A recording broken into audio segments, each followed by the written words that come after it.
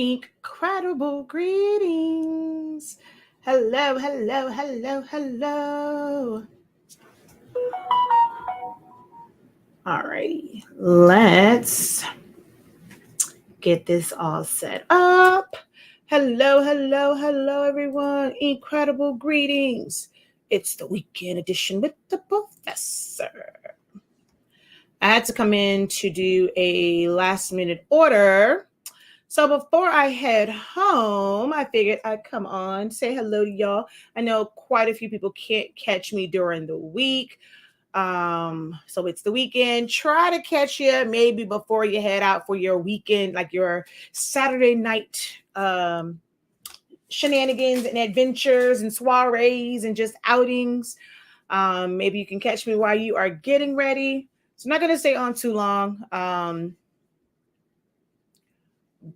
Because I got to go home and watch Hallmark. But I figured I'd just come on, do a weekend edition of Q&A.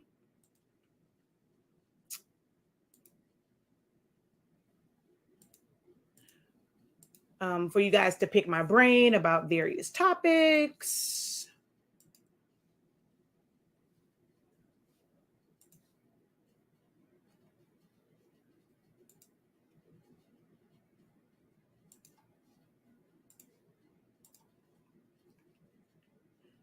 All right, so let's hit share.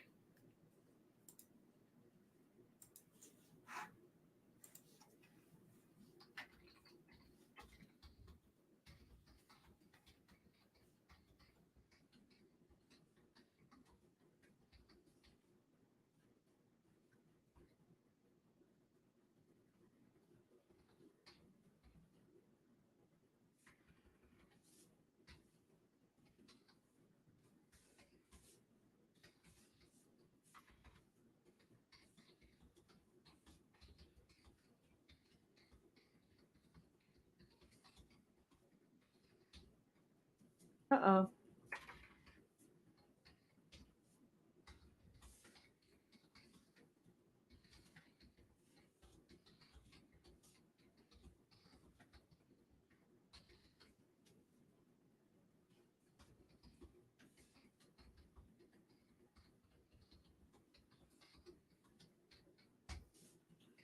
All right, so I copied that. I wrote that out. So we're just going to share that. Share this out. More options. Share to a group. Although I did live stream this to, you got to be kidding me. It didn't actually copy that. Alrighty then. Control A. Delete it all. I got to go back over here and now copy it again. All right, let's see. All right, copy. And let's share. Share to a group.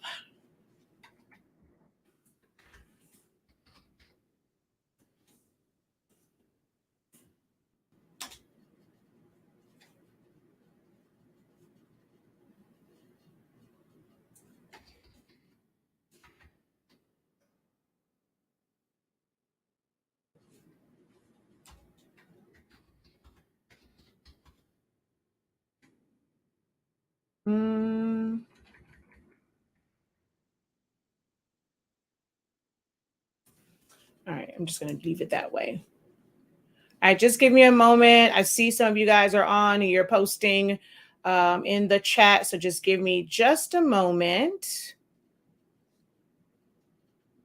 I just need to share this out and then we're going to get started.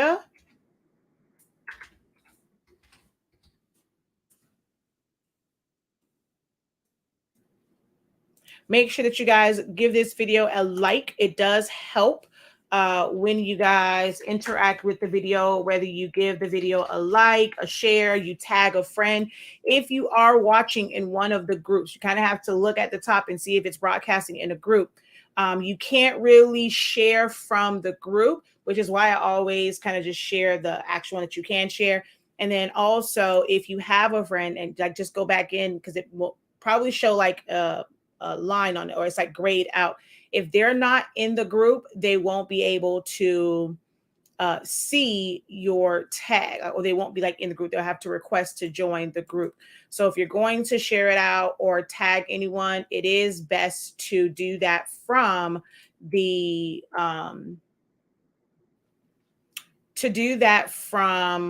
Shakia Lavelle's like Facebook page if you want to tag someone or just share out the video.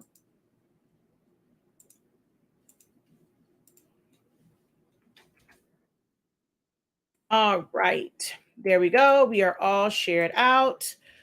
Incredible greetings. Hello, hello, hello. Incredible greetings. Hey, hey, hey. Hey, just say hello, hello. Welcome, welcome. Thank you guys for jumping on. All righty, let's.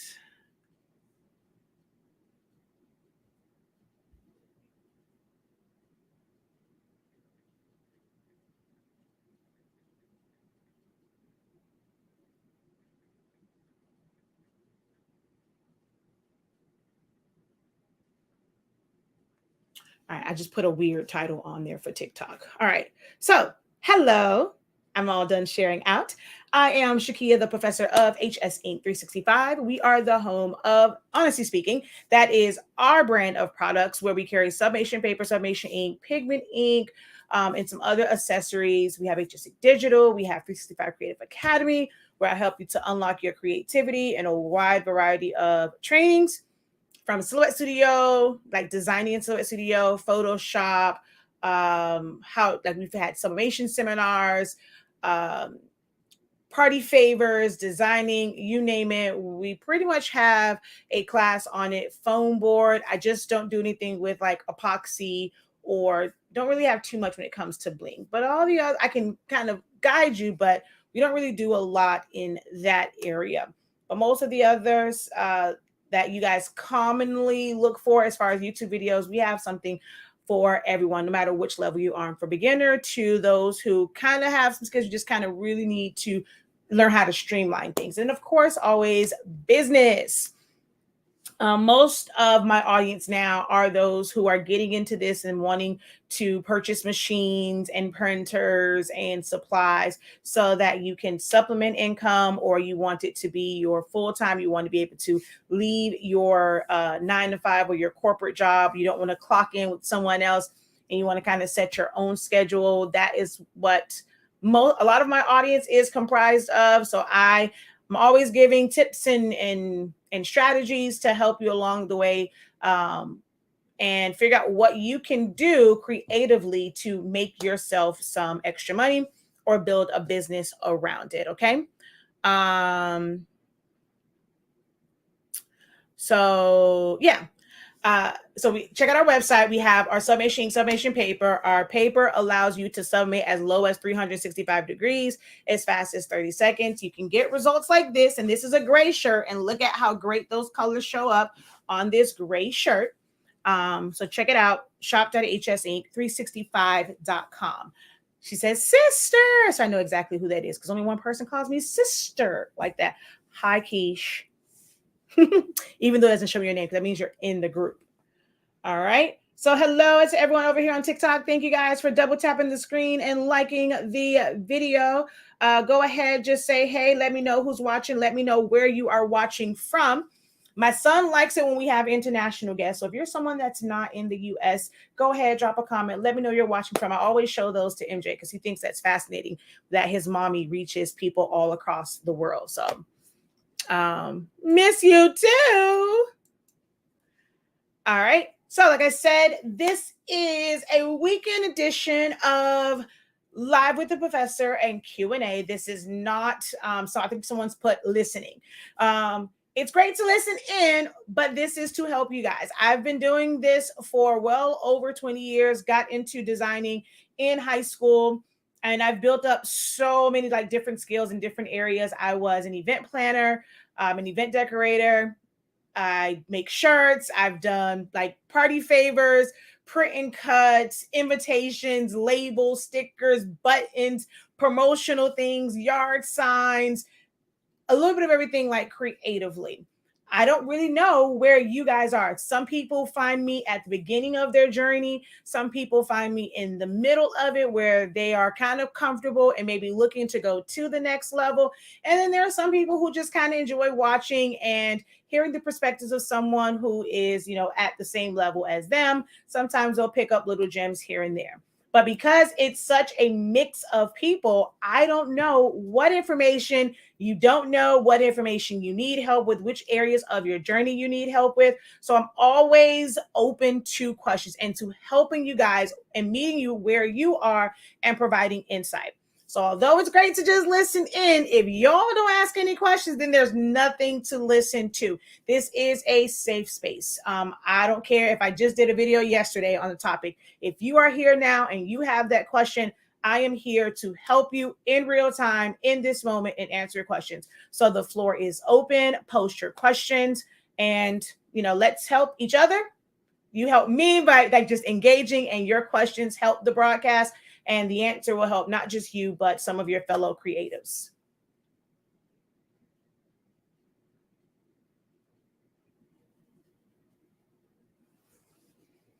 All right.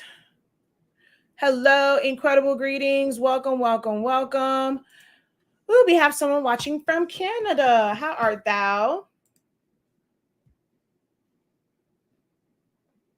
What have you guys been working on? Yesterday, my videos on TikTok, I did a live and I was doing some buttons, and that did fairly well over there. Buttons are a great way to get into selling custom made things. It's a low entry point, but it can be a really high return. I would like to learn more about how to use my silhouette for embroidery applique. I know you don't do embroidery, but if anyone here does, I'd like to learn. The only thing that you're really using it for is to cut out your fabric. That's what most people use it for. Now, if your file does not have that cut line, it's not going to be really beneficial to you. You'll end up just having to set everything up. You would have to, create your design, set it all up, save that, have someone digitize it. That way you have the cut. So for appliques, all you're really doing is using your machine to cut out, to cut that cut, which is normally it'll be in the embroidery file type, and you just have to have Designer Edition Plus or Business Edition to open that up. Some embroidery files, there is no outline, there's no applique cut. So you would then just apply these skills as far as tracing or using your edit points to manually trace around those to create that line. And then all you're doing is cutting it with your Cameo. In order to cut fabric, because the silhouette does not have a rotary blade, you can use your regular blade. You cannot use a blade that you use to cut like paper with, because it's going to dull it, which is why they created the fabric blade. But the fabric blade is no different than the regular blades. If you notice with the Auto Blade series, they don't have one that they consider to be a fabric blade. That was more a Cameo 1, Cameo 2. You had the black blade and you had the blue blade. They're the same.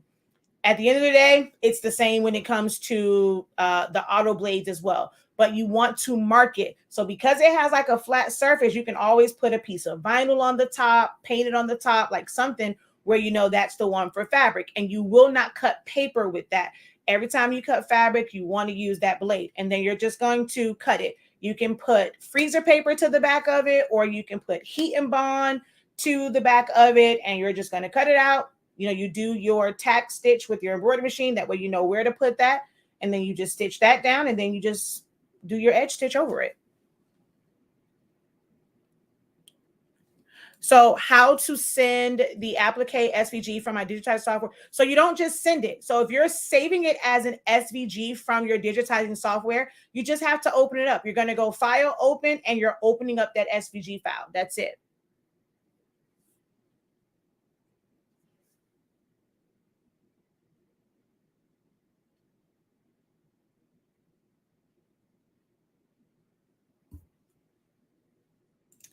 I saw a button video you did a while back. Could you provide info on the button machine you use? Well, my machine is 20 years old, so you're not going to be able to probably find that. The company is called Badge a Minute. So you don't have to get the one that I have. I got that from a local company here in Miami right when I got out of the military. So I've been out since 2004, 2005, somewhere in there. So I've had mine for a really, really long time. Like, actually, no, I don't think I got it right when I got out. Maybe a little. So that, but it's still well over 15 years old. But any button maker, there are some people who use the We Are Memory Keepers one because you can actually change uh the button sizes with it. It's not as, like, I'm gonna say heavy duty, but they all pretty much work the same. Amazon has some that have more like plastic type pieces, and then some that are full on like um um uh heavy duty ones, like they're steel ones. They, like I said, they all work the same. The only difference is going to be the parts for it. All the parts are not universal. You're just going to have to get the parts that are made for that particular machine.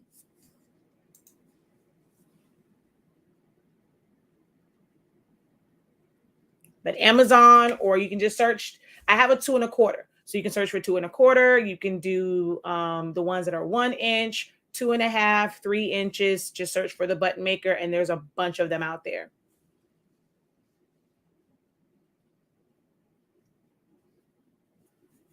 Is the SVG not opening when you try to open in Silhouette? Is it telling you that that file is like the wrong file type? Because if you're able to save it and your digitizing software allows you to save as an SVG, it should simply open up in Silhouette Studio.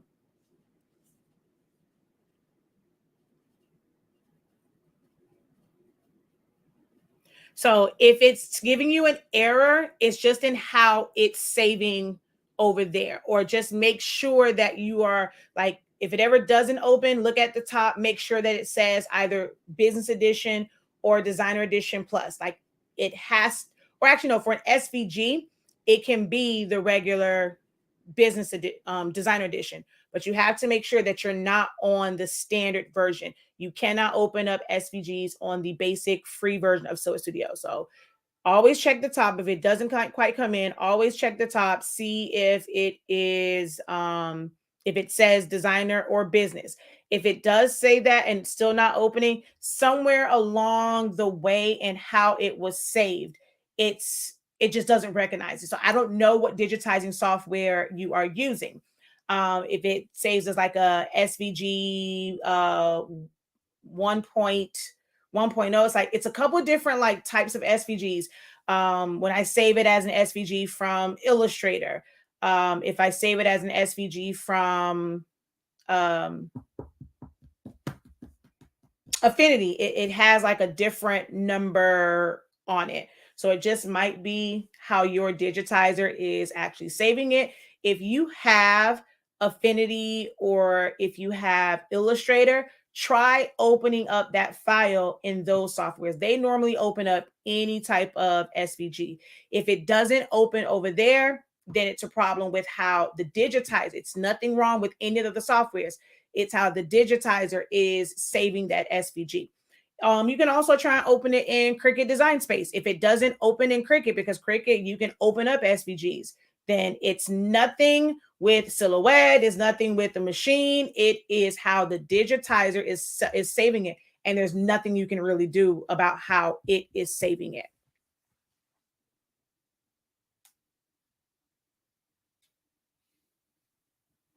So I don't know in Brilliance, but so in Brilliance allows you to export a file or save a file as SVG format. If it's having an issue with that, like, you can open up. So the other embroidery file, like the other file types that you can open up are the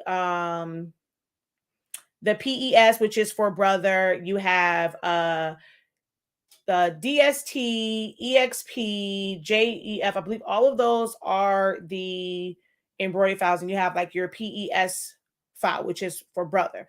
Any of those. So if your digitizer allows you to save in any of those formats, it will open up as long as you have Designer Edition Plus or business edition. Designer only allows for SVG. Designer Plus or business edition allows you to save it in any of those or open up any of those embroidery file types. So yeah, you can open up the DST file. You can open up that one as long as you have Design Edition Plus or Business Edition. It doesn't have to be an SVG.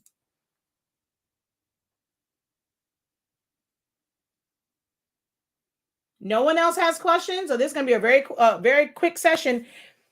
AKA Diva, AKA hello, how art thou? How are you? Welcome, welcome.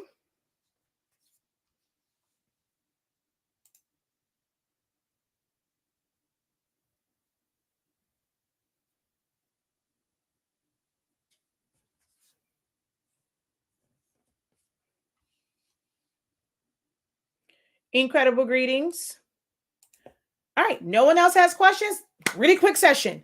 It's not a paying class. Y'all got to pay for my classes.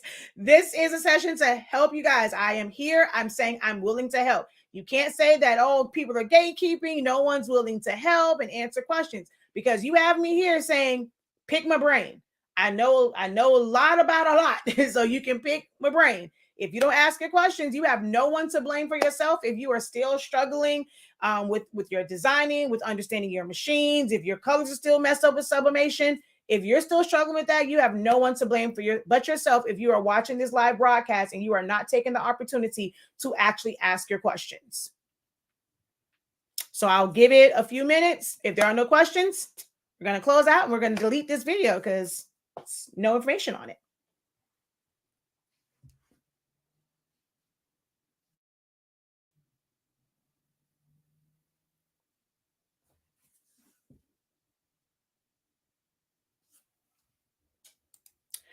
I have a smudge on a mirror. How can I get the smudge to work on it and make it into an SVG? I'm not sure what you mean. I have a smudge on a mirror. How can I get the smudge to work on it and make it into an SVG or PNG? A smudge on what are you trying to put on the mirror? I'm confused by that question. One last question. I want to cut an image with glitter HTV, but it has really small features. Other than doing an offset, how else can I get those small features to cut? You can't. I mean, it depends on how small we're talking. You can slow down your cuts, and you'll just have to be very, very careful with how you weed it. But if it's just really, really small, like kind of like a distress type, there's nothing you can do. Vinyl is not really meant for any small, intricate pieces because then you're not going to even have enough adhesive for it to really, really stick. That's where things start to crack. They start to fall off because there's not enough adhesive. Everything is not going to work for vinyl, unfortunately.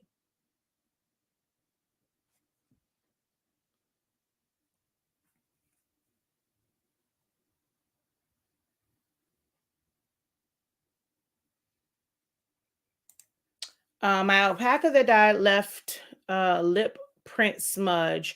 I want to create an art piece so that I can make it into a print for it. You can either, it's a mirror, so that may be an issue. Trying to take a picture of that, unless like when it comes to what's those crime scene where they're putting the dust and like you're picking it up, just seeing it because that smudge, if it's not like a dark colored, and then also with the mirror, you're going to have the reflection. So I can't really advise too much on that. You can try and take a picture, but when you take the picture, you have to make sure that nothing else is like visible. So you may want to put it down and like have like either white or a black like foam board or some type of paper on top because you cannot have any reflection. If it's a reflection, then when you go to try and adjust the colors and trace it, you're going to have an issue.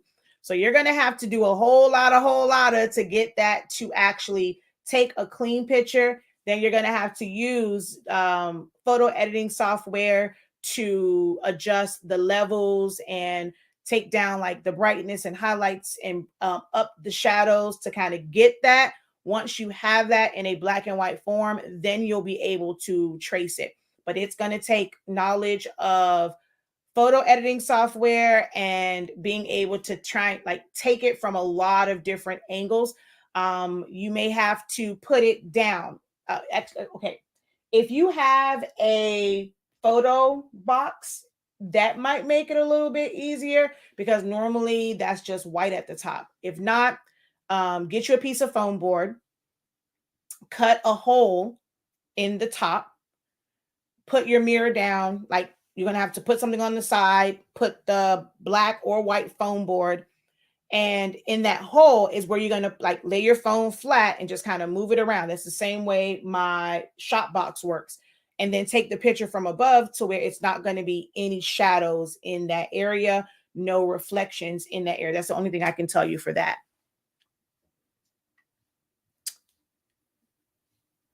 The images are I mean, without knowing it, these are questions where it is best for you guys to post pictures in the group. I don't know exactly how it's set up. I mean, you don't have to put an offset over the whole thing. It may be just increasing the lines of the tiger stripes. So if it's just tiger stripes, I don't know if tiger stripes to be so thin. Also, how big are you trying to make it? Is it large? Are you trying to make it where it's small and it has thin, intricate pieces? No way around it. I mean, try a fresh blade. You can try cutting it at lower settings and multiple times so that you get a cleaner cut to be able to like weed it out. But if it's really, really intricate and you're cutting it on something like as a small size, really nothing that you can do. You can't force it to do something that is just not intended to do. Sometimes there is no answer to some of the questions, or at least not the answer you want to hear. Do you have a recommendation on getting screen print transfers? And does a word art image work with screen print? If you have the word art and you're doing the one where let's say like it's like 300 words or 500 words and you have all of these like really, really, really small ones, those are they're not going to be legible. Because for screen print, in order for you to see it, the parts of the design or the spaces in between need to be at least 1 point because they use a really thick mesh. So you'll see like those parts and some of them may bleed together, but you're not going to be able to see those really, really small words, especially if they were done with a thin font. But yes, you can do word art. All of the bigger stuff will show, just not any of those really small words.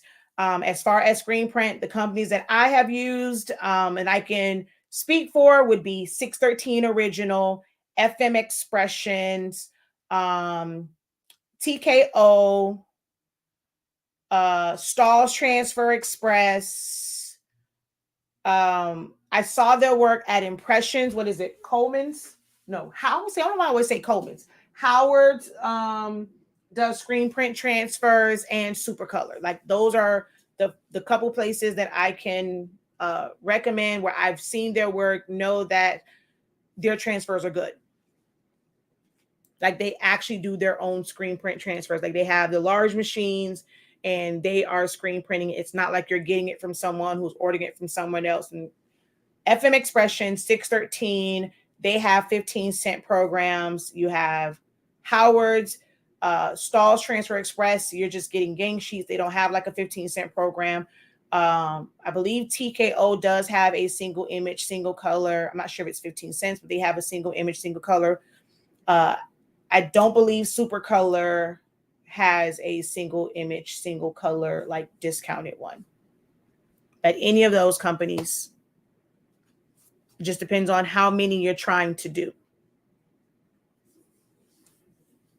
Screen print transfers, if it's single color, anything 20 or more, it's good to go. But if you have like full on colors, if you're not doing like 50, 75, 100 screen print transfers, it's not going to be worth your while.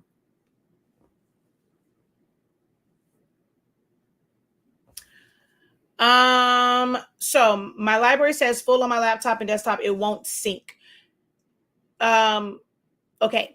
you only have so much space. You only get 5 gigs. This is one of the reasons why I tell y'all, don't save to your library. That's not a safe place to save because it doesn't always connect.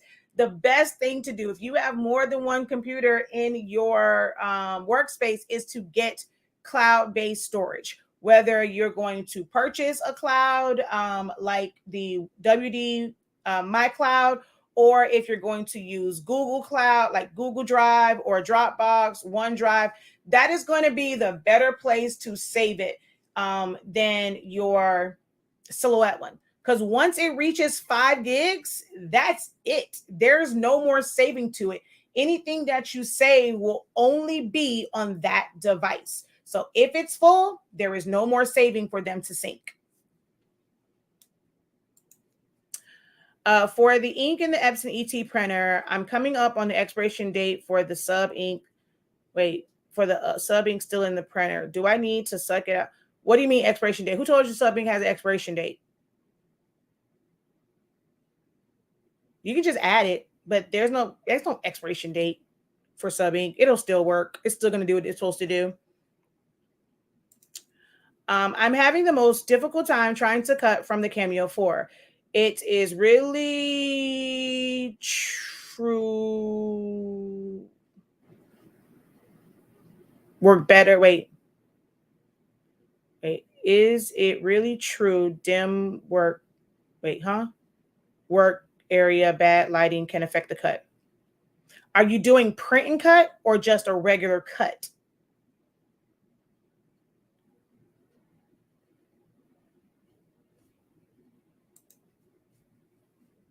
Y'all can ask questions too on TikTok.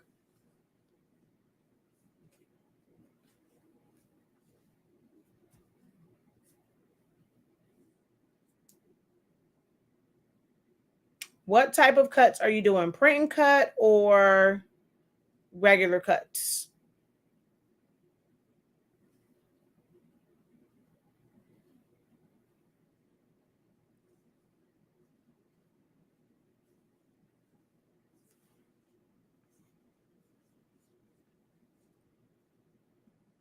Yeah, lighting has nothing to do with if you're doing a regular cut, lighting has nothing to do with that. It's just cutting.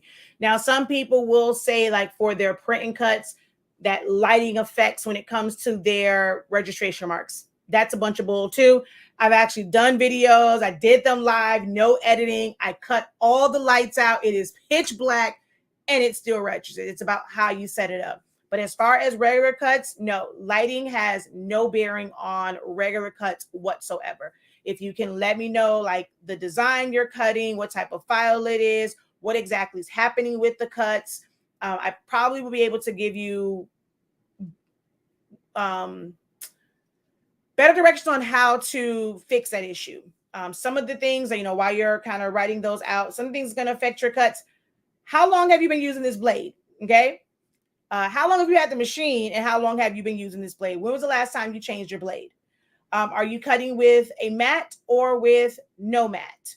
If you are cutting with a mat, how old is that mat? Does it have a lot of cuts and things like that in it? Do you rotate your mat and cut to both sides, like utilizing both sides of it so it's not a bunch of wear and tear? If you're cutting with no mat, when was the last time you changed out your cutting strip? These are all things that's going to affect your cut. Your blade, your mat, your cutting strip, and the design itself.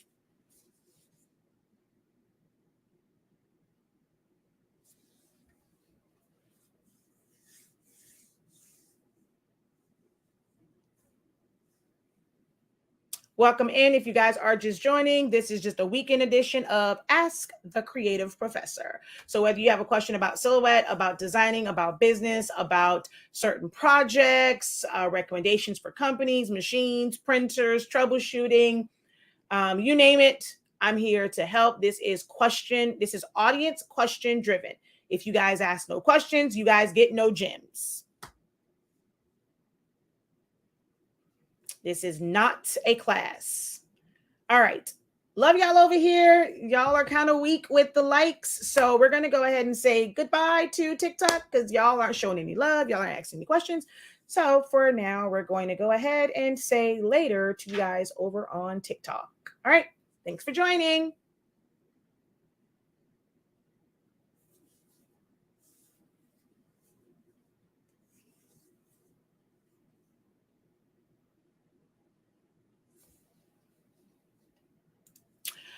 Question, please. If I put a picture in the letter, can I put another one in there with it? Yes, you can, as long as both of them are not taking up the full letter. Or let's say you put like a solid picture and then you have a picture where you've removed the background, you can do that.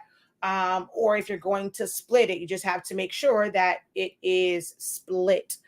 And it's going to be the same thing. You cannot crop them both at the same time. The same rules applies that you must crop them separately. Let's go. Where's that one I know that I have? I think it's skin. All right, let's move this out of the way because they were no fun over on TikTok. That's what you tried? Come on, Dawn, we know this. Make sure that you are going back to your bachelor's training. So the training that one was in, well, God, which month was it? When we did the Facebook banner, that's one when we practice a lot of multiple cropping. You have to always remember that you cannot crop multiple items. It can only be two things. So you're going to have to duplicate it and then keep pasting that in front and then crop the next item. But you cannot do more than two items in a crop. You cannot do it.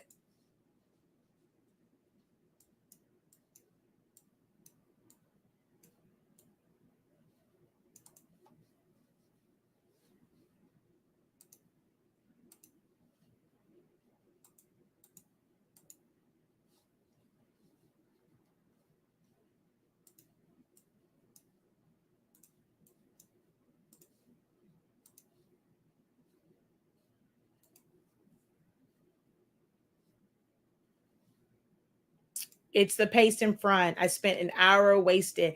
This is why if you guys are spending more than 10 minutes, if you're in my groups, right?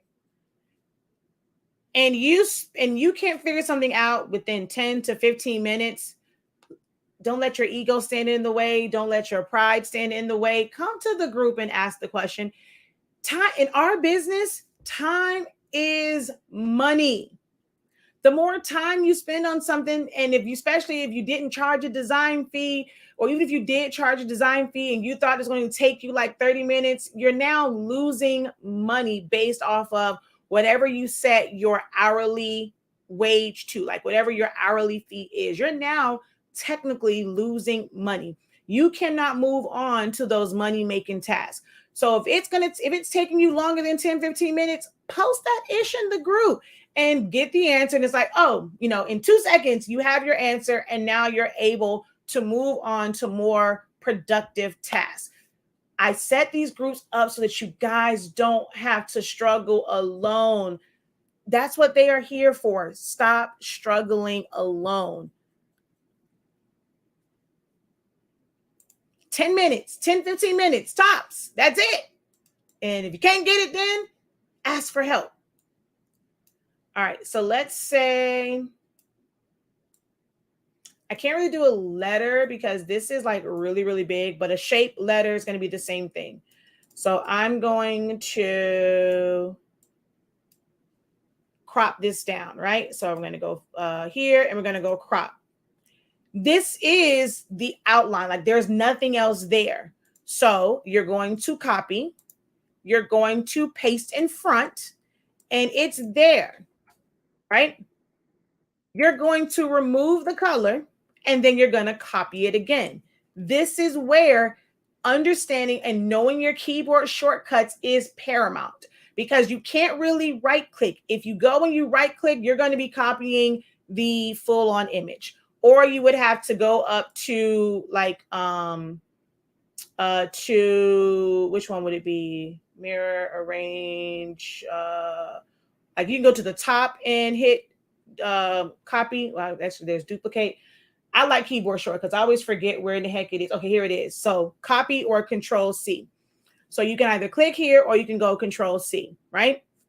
And we're going to take this one, bring it to the front. And I'm just going to put this right here, okay? I'm going to select everything that's here. Although it looks like it's only 2 elements, we've actually already copied and pasted in front. So I'm going to hold down Shift and click. Notice that my box didn't change because I already removed the color from the duplication. And so since my box is still there, I know that I have this area selected and this image. Then we're going to crop. They're cropped to the inside of that. Let me bring in another picture. I don't think I have a different one on here. Oh yeah, I do. I got a whole bunch of them on here. All right, so let's take this one. All right, I'm gonna bring this to the front. So I did a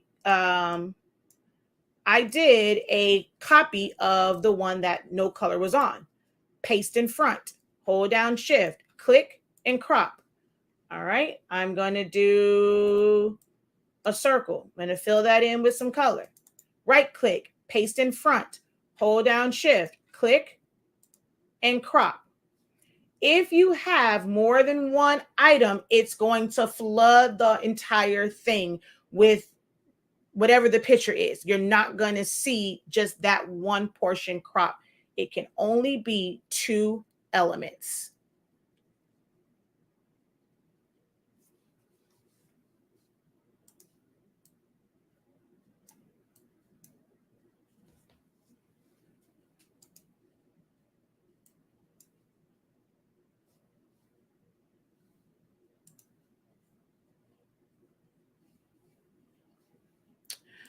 Incredible greetings. You're late, but you haven't missed much. I think we've only had really like 2 questions. One was like an extended question, 3 questions. So you're not too late and you still have time to ask any questions that you may have. This is not a training session. It's not a class. This is a Q&A. Write it down. Where's our notebooks? Guys, we have to remember to write things down so that we can go back to it and reference it when we forget things, because we're going to keep forgetting them. The older we get, the more we're going to forget. So make sure that you keep a notebook. Don't try to hold all this in your head unless you're going to be doing this day in and day out. A lot of this stuff I'm retaining because I've been doing it day in, day out for years and years and years and years. If you are a year in, 2 years in, heck, even if you're 5 years in, but if you're 5 years into like doing these types of things, but you aren't doing them repetitively and you're not doing them every single day, you're going to forget, and that is okay. But if you write it down, you then have something to reference. Even if you set your notebook up and like, there's certain, like if you go through the 30-day training, right? You have days, and this is actually how the bachelor's program is going to be set up. So for cropping, right? You can create a notebook and you're going to have a tab that says cropping. All the different designs or different ways you would use cropping, you would have notes about cropping under that. If it's the main feature or the main function is subtract, like when are we using subtract? Like what type of designs? Separate them. That way you know exactly where to go. I understand. I know Ms. Dawn knows she has a bunch of notebooks because she was in bachelor. She would have notes and notes and notes and notes. But if they're not organized, you're not going to know where to go at to get that information. Or if you have a bunch of notebooks, go through it, get a highlighter. The same way I teach MJ about studying, get a highlighter. And you don't have to highlight everything. Highlight those major words. So if it's something like, if it's the words of like what type of design technique this is, if you wrote down multiple cropping, just the word crop, like highlight those. That way, at least when you're going through it, you can look at those highlighted areas and see, okay, all right, I know it's cropping. This is what I need. Okay, no, let me go find another word that says like cropping. Ooh, but you have to write it all down. Come on. There we go. I've tried using the Cameo 4 machine a few times to make a cut. However, I never made a decent cut. I just use the software. I typically cut with my Cricut US cutter, mostly vinyl projects. I typically use the mat when trying to cut from it. I just can't make a single cut with the machine. It's getting dusty. I want to use this machine. So what's happening with the cuts? When you're saying you can't make a cut, what's happening? Is it going through the motions, but it's not cutting through? Are you cutting vinyl? Are you cutting paper? When I say vinyl, are you cutting adhesive vinyl? Are you cutting HTV? Are you cutting paper? What type of cuts? Is it shapes? Is it names? I got to know a little bit more about what you are cutting to be able to help you figure it out, because it might be your cut settings. If it's not going through the motions at all, it might be where you actually have it set up on the design page.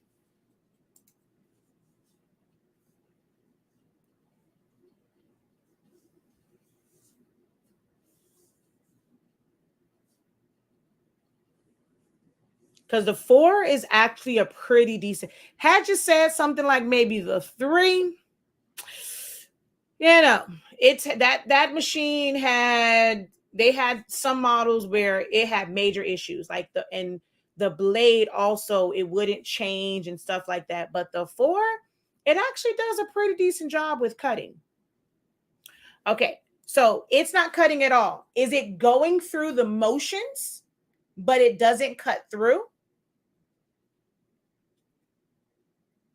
I know you haven't cut on it in a while. Do you remember what cut settings you used? Do you ever check to see if it's actually adjusting to the settings? I personally, I'm not what's that thing called? An auto blade girl. I can't stand the auto blade. I never use the auto blade. I have it there for teaching purposes, but I don't use it. I use a ratchet blade. That way I know that it has moved to the blade depth, because I have physically changed it. With some of the auto blades, if you did not so some people think they've put it in there and it's in there properly, but it's not. If there is a gap, when it goes to click, it's not going to tap to the right number. So it'll go through the motions, but if it's like on a 1 or if it's sitting up too high, it's not going to cut through properly. Like, you have to make sure that your blade is seated properly, and do a test cut, like push it to send a cut, let it tap, and then look at it. If it's not on the number that you set it to, if it's supposed to be set to a 4, but it still says 1, or if it's supposed to be set to a 4 and it's at 10, then something is wrong and it's not going to the right number. I go over that in Silhouette First Cut. So if you haven't enrolled in that one, I go through the blades, like how to make sure that they are seated properly, go through all of the settings. I explain like how blade depth, speed, and force, how they work together to be able to cut different materials. So if you haven't enrolled in the First Cuts, that's a good one to consider enrolling in, because that's the one where I break down the functionality of the machines, and I show all of the machines. So it's not just just the 4, just the 3. It goes through all of the machines. Okay. How do you get your image to be true to color when you print and cut? I'm always disappointed in the print quality. I use online labels, white matte, and an Epson Eco Tank. Okay. Is it colors that you are adding the colors to the design, or is it a design where, or something where it's a pre-made design, like you got it from Creative Fabrica, you got it from Google? Also, are you using because you said print and cut and it's matte label, so it's regular ink. So you're using Epson's ink, correct? You're using Epson's dye ink, printing onto regular labels. That's one part of it. And then, are you creating the designs and filling in the colors, or is it a pre-made design that you're having issues with the colors? Okay, so yes, going through the motions, just not cutting through. Maybe that's it. I need to use a different blade. So it's most likely the blade. And it may not be that you need a new blade. Make sure that it's actually seated properly. Unlock it. I always recommend putting your thumb underneath the locking mechanism, putting your finger, your index finger on top of the blade, push down and up to make sure that they have a nice connection. And then you're going to close it and then just do a test. So you're just going to make a square, and send it, like change your number, send it to cut. Once it's done, take that blade out and make sure that it went to that number, because it might just be the way you have the blade seated. If it's all the way down and it didn't move, then you have a blade that's jamming and it's a bad blade and you just want to get a new auto blade, or use your adapter and use the ratchet blade.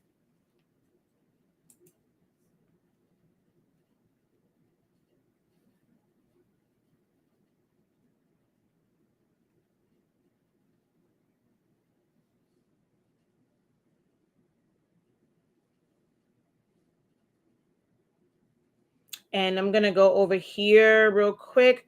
You don't have to use any of the settings. If you want to make sure that it is actually adjusting to the numbers, you can move this yourself. I never care about what material this says, because I know what to make my blade depth, my force, my speed.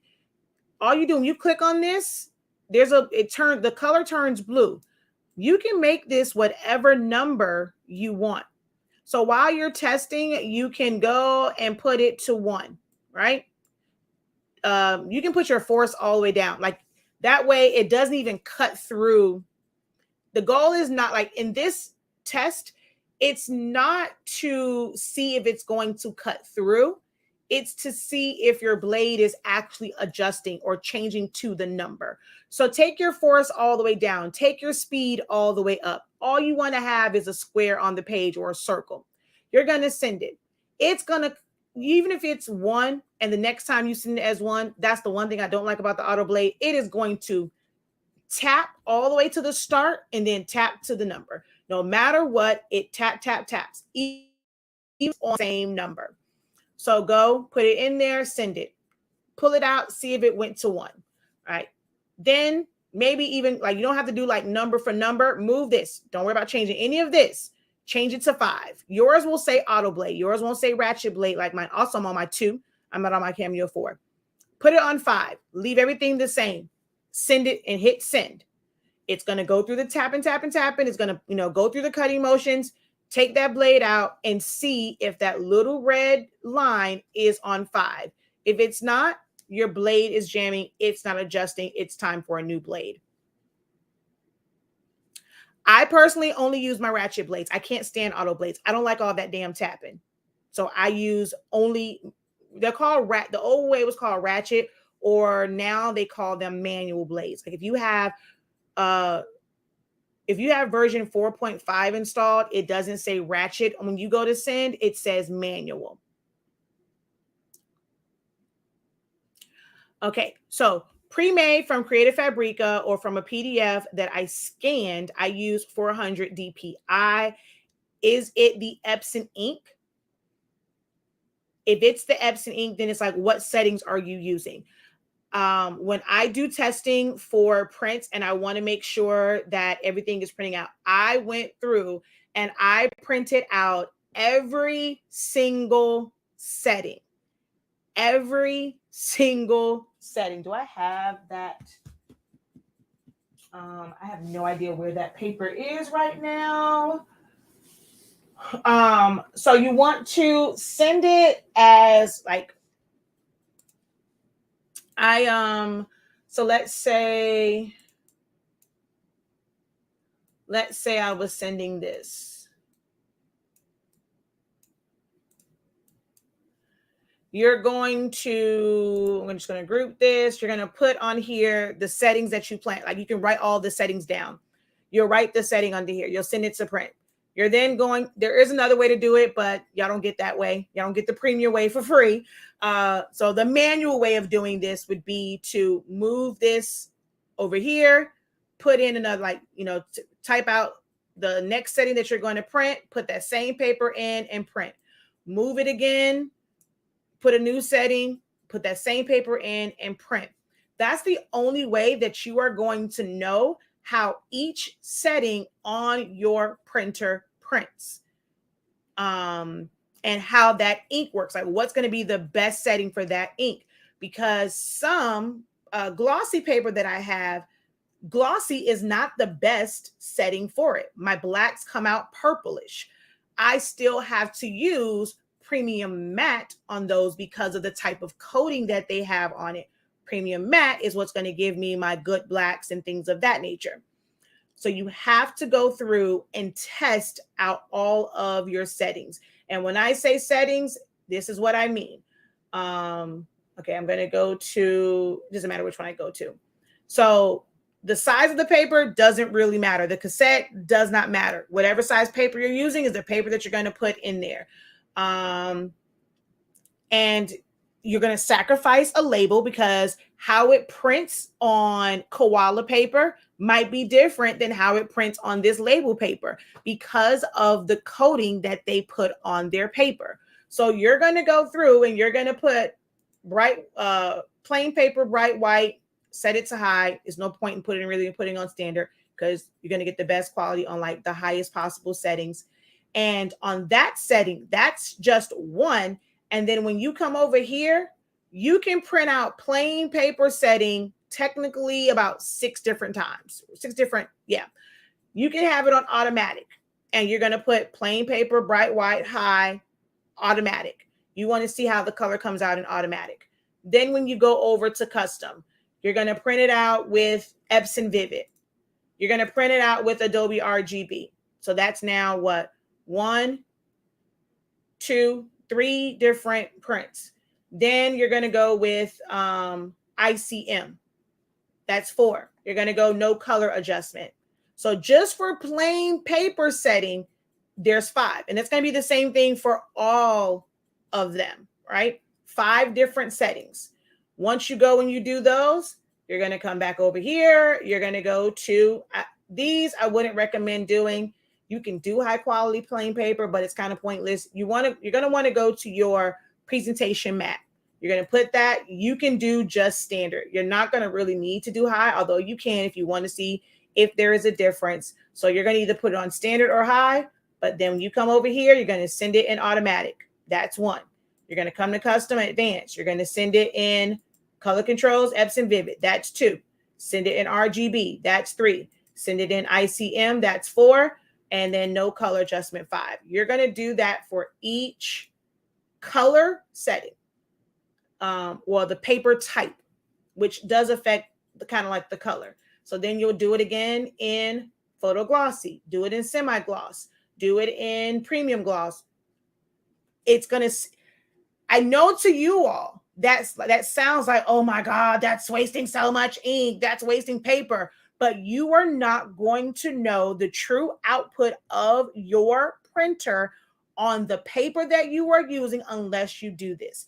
I talk about this all the time. I have my color charts printed out from every single printer that we have.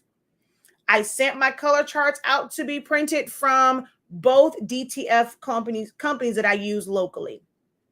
I had my, I have it printed from my, like the big printer that we go to that does posters and banners and stuff. I sent my color chart to him. I had him printed out on their matte vinyl as well as their glossy vinyl because the colors come out differently. I have a color chart that I've shown in plenty of videos, and it has the Care Bears on it. I have that in a printed format from my pigment ink printer. I also did the exact same thing with sublimation. It's not really a waste of time. It's not a waste of ink. It's not a waste. It's better for you to do that in a controlled situation, and you know the exact settings that you will need to use versus wasting it as you're printing it out and your colors are all off. Because I did that, that is how I knew like what settings works best for certain skin tones. If it is a digital picture, like just filled with colors, there are certain settings that work best for that. If it was something from a camera, like ICM will work better versus Adobe RGB because it'll put too much magenta. These are tests that I end up doing to where I know what colors or what settings are going to work best for that image and whatever I'm printing it out on.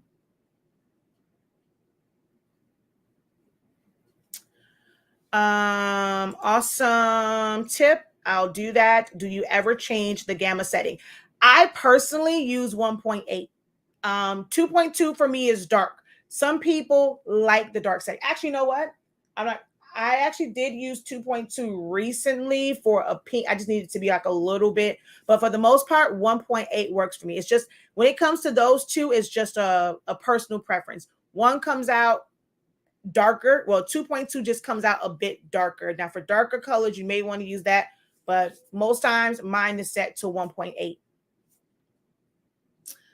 How do I make a color chart to go with my printer? I print everything myself. So you don't make a color chart. You go over to our website. We have a color chart there. It's already set up for you. We have a color chart and a reference chart. Or you can always Google it. If you want to Google and find it yourself, you can. But we have it conveniently, available for you. You don't have to go and search all around. And this is how it is. You get color charts and you get color reference charts. These only work if you have a program that has a properties dropper. You open this up, you use the color dropper and sample the color, and then it will give you the hex code. But we have this on our website. Just go ahead and purchase it. And it's already labeled for you for chart 1, chart 2. So like if you're looking for a specific color, you know which chart to go to. Like I said, we have this printed out from everywhere. This is a DTF one. Here is on glossy vinyl from my Roland.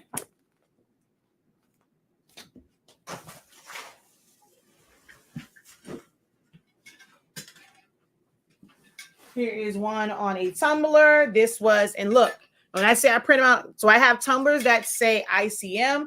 I have some that say Adobe RGB. This is the one that I printed out from my 7210 in ICM. The one that is in, actually, somebody came to my house and took my other one. I got to figure out where that one is, but someone has one of my other ones. It was in the other office though. But I print this out on basically everything. I have it on glitter cardstock, everything.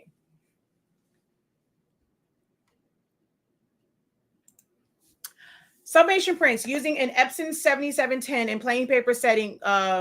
Whoever them people is, can't remember the ink. My ink is bleeding paper. I can't help you. You got to cut off to them. Only thing I can assist you with is, honestly speaking, sublimation paper. Now, if you would like to get a sample pack of that, and if you're still experiencing those same issues, we can help you kind of work through it. But I cannot assist with anyone else's ink or paper because I don't know what's going on with theirs. I'm going to need the replay on this because I missed the whole thing regarding the colors and papers. This is a tip. This is a need to know tip. Yeah. So that was what, maybe go back to maybe like 50 minutes of this because we're at like an hour and 3 minutes. So maybe start around like 50 minutes for that. But it's just saying to print out, like just test all of your settings, all of them on every single paper that you use. So if on your printer, you use the labels from Online Labels, you use koala paper for glossy paper, you use koala paper for matte, then you have printery matte. They're all going to print differently. So you're just going to print out either whether it's color charts or you can use like on one of mine, I used a picture of Care Bears. I have another one where I had a bunch of the ladies from America's Next Top Model. Yeah, so this is the one with the ladies from America's Next Top Model. Like this is how I figured out colors for people. And I think there's also pictures of a interracial couple and family. And then some pictures of me. But this is, look, So y'all don't think that I'm just blowing smoke up, but like this is what I do. Like every single setting, plain paper, Adobe RGB 1.8, plain paper, fixed color, wait, autocorrect, plain paper, high, fixed color. I don't know what the hell that is. This is plain paper, high, ICM, plain paper, no correction, plain paper, Epson Vivid, Adobe RGB Gamma 1.8, no, Premium Matte 1.8, Premium Matte Fixed Color, Premium Matte, why both of these say, this say Fixed Color, oh, People, because that was a setting. So this was Fixed Color Autocorrect, this was Fixed Color People, ICM, no correction, Epson Vivid, plain paper, fixed color, autocorrect, like literally went through and look at how each one of those, they look different. I'm not this is the type of training and educations, long-winded videos and all. No one gives you this type of training. Or this is why I'm able to answer your questions, because I do these tests. Every last one of them. And I chose, like, I'm very strategic about what I choose to test with, because this picture of these models, there were dark tones, light tones, people with green undertone, like olive undertones, because you don't say green, like olive undertones, red undertones, orange. So all of these different skin types, and then with the color clothing that they had on, it allowed me to see how different these settings are for each, and using the same one. You leave that variable the same. I'm one that likes to do experiments. You don't change all of your variables. So same thing here. Looking at how different the green popped with different settings. So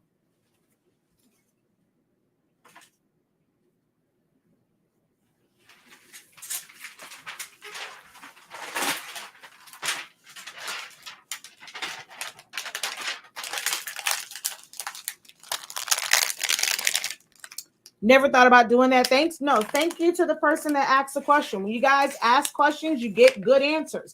But you know, if those types of questions never come up, I don't know what information y'all need. Although technically I have talked about this in quite a few videos, but I know that we have some people that are new, and I have like, was it like 9 years of videos, so it's impossible to kind of go through them all and know exactly what information you need, which is why I continue to do the live Q&As so that you guys can ask these questions and get the answers, because I have years and years and years and years and years of videos. Have I adjusted the blade to what? What blade are you referring to?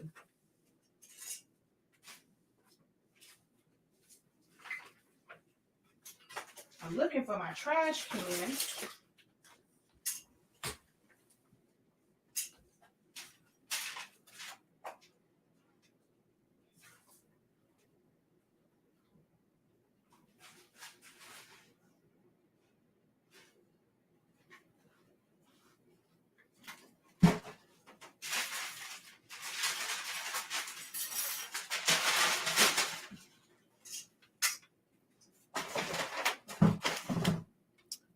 When you're printing that, are you printing pricks on small individual papers first and then putting them on one?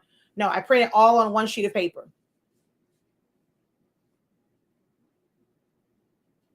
Oh, okay. You were replying to her. Nope. They all go on one sheet of paper, or as many can fit on one sheet as possible. Like this was actually a 13 by 19. Like that's why these are turned. This right here is a full 13 by 19 sheet of paper. But you can do it that way too, if you want to do it that way and cut them out and tape them.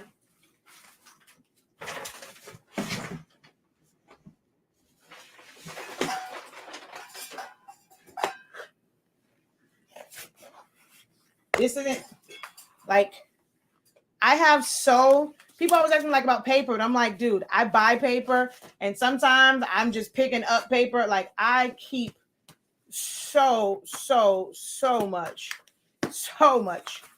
paper. Ooh. I'm not loyal to any type. If I try it out and I like it, I use it for my projects. If I don't like it, I use it for testing or for things like for myself personally. But I try out so much paper because sometimes the paper that you might like is not available. So you got to have a good, better, best. An option 1, 2, 3, 4, 5. An option A, B, C, D, E, F, G.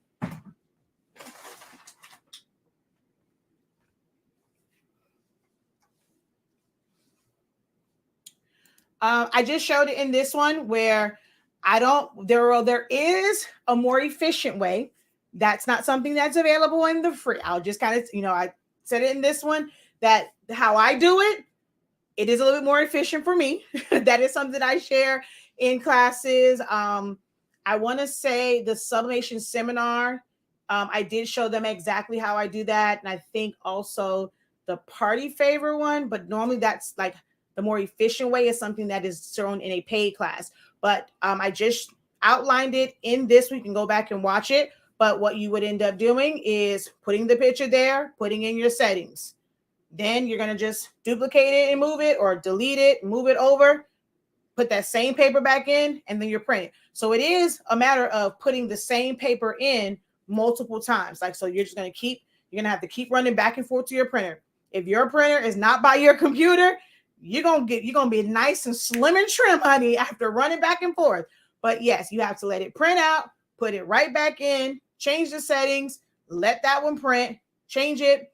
Now, once you get to a point where you're changing the paper type. So let's say you do all of the plain papers and you still have room left, and now you want to do like the premium matte ones. When it's on plain paper, it's going to keep pulling. The moment you change the paper type to premium matte or to glossy, then it's going to trigger a paper mismatch. You just have to be there to like go and just say print on this. Now it's going to be set for premium matte.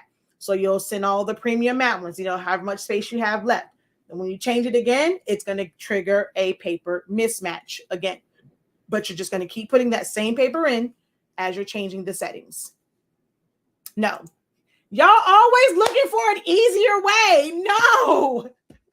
There is some things, there is no easy. It's just the way that it has to be done. That is, I'm telling y'all, that's really a big issue. Some of you guys are struggling and spending unnecessary time or trying to avoid it. Y'all, I was trying to look for someone to answer that, and I asked her today, why are you guys so fascinated with the word hack? It's because you guys think that it's easier, but a lot of times it's costing you more money and more time. Nope, no easier way. Print for print for print for print for print for print for print.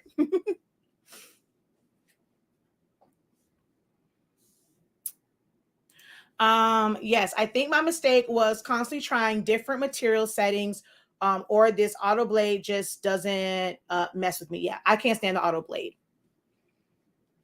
Let's see. Have you used clear sticker paper? The jury is still out on me. I have, but it's not, so I have, if it's normally like darker colors. When you're printing, or let's say it's going to go onto something that is white. But because there's no white to it, it's going to be translucent. So there's really no point in printing on it if it's clear. So I've printed on clear vinyl with my roll-in. I print on clear stickers like this is a clear label right here. It's like kind of like translucent, but this is done with our thermal printer, and I've printed on other ones. But something that's going to be dark, if I, it's just going to be like for a label, something like this. But if it's going to be full on color, hopefully you're putting on something that has a white backing. If not, it's just going to look like stainless glass. It's going to look translucent.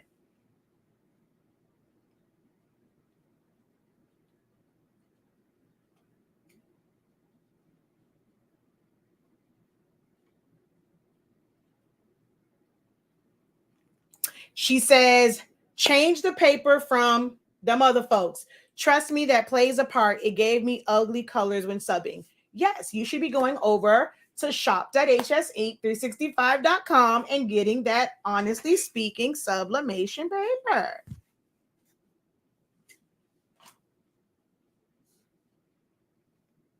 You're using it for planner stickers, but why clear though? Why the clear ones versus just printing? If you're just doing a print and cut on it, why the clear ones instead of just regular white labels?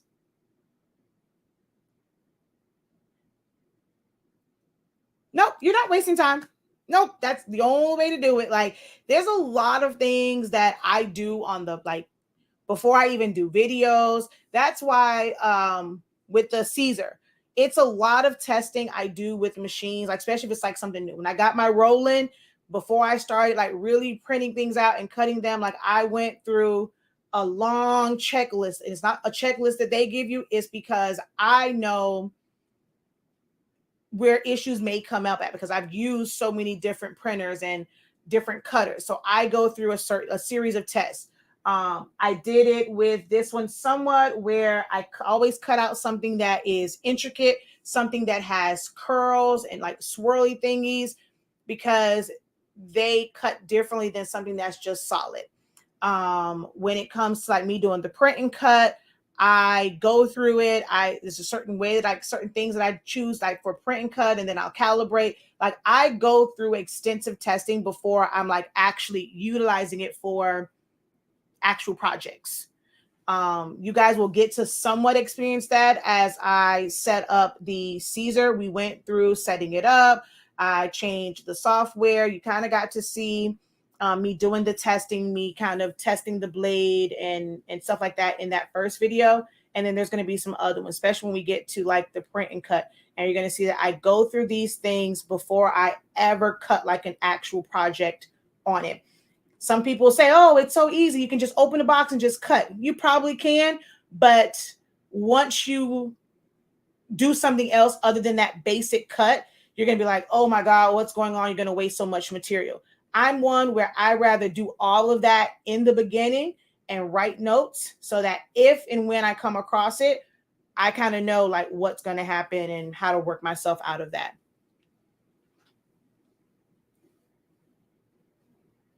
You can't go wrong with the HS ink paper. Tried and true, tested, has been done before you get it. Exactly. Seems more vibrant. I've used clear decorative stickers for small sticker shops. I mean, because it's glossy. So most times when it comes to the clear one, it is like more of a gloss, and your color is coming from the white of the paper. But if it's not like on a clear white section, and like, let's say it has lines on it, you're going to see that through it. So, I mean, I guess it is a slight difference in color. It definitely is a slight difference in color with printing on clear, because it tends to be a little bit more glossy, but you only get those types of results if it's on something that is solid white. If the paper is off-white, it will change the colors of it.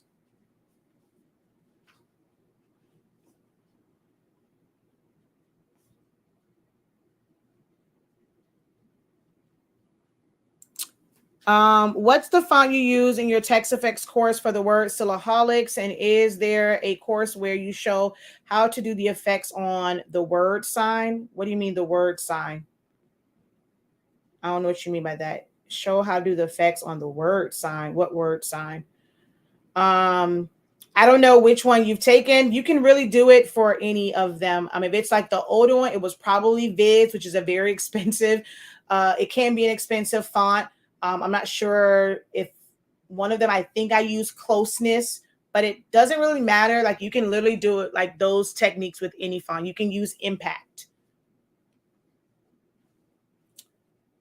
Have you done sublimation on Cricut's glow-in-the-dark vinyl? No, I don't really care for Cricut products. To me, Cricut products are more so like for crafters. So I don't really use a lot of Cricut stuff. Ever since they stopped using Caesar, because back in the day, Cricut's vinyl, when you go in the store and buy Cricut's vinyl, that was nothing but Caesar vinyl. So I don't really, once they kind of changed vendors, and I could tell they changed vendors, I don't use any of the Cricut stuff. And not every glow-in-the-dark vinyl works for sublimation. Caesar's glow-in-the-dark vinyl actually does not work well for sublimation. You have a word which is sign. No, it's been so long since I did that one. Yeah, just you can use any font. Is it that have you tried using a different font and you weren't getting the same results? What happened when you tried to use a different font? Let me look and see which version you have. Let's see, which text effects class did you take? The original or?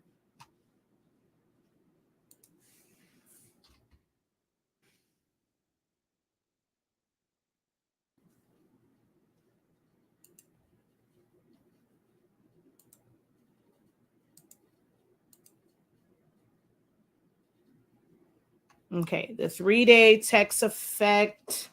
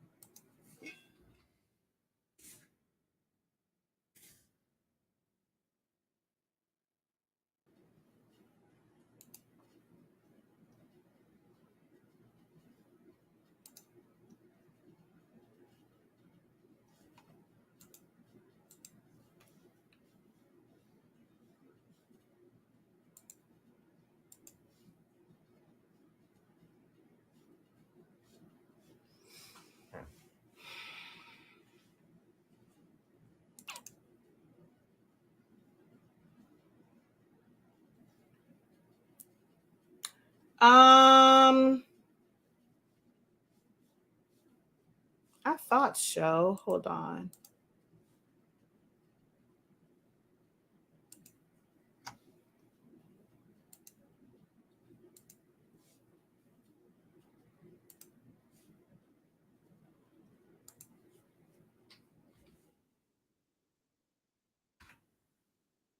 Is it that you just want that font for your own, like just to kind of have that particular font? Is that what it is? Because there's worksheets. So I thought like with the newer one that I had it to where you got the worksheets with, you're working from the same files that I was. I'm just going to check this here real quick. Where is this? Let's go to Silhouette Songs Academy.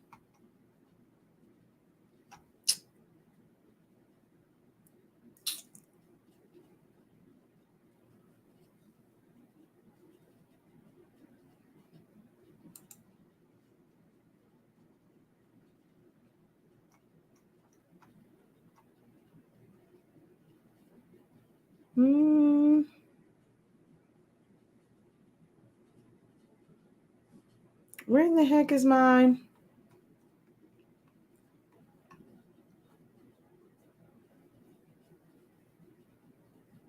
Essentials.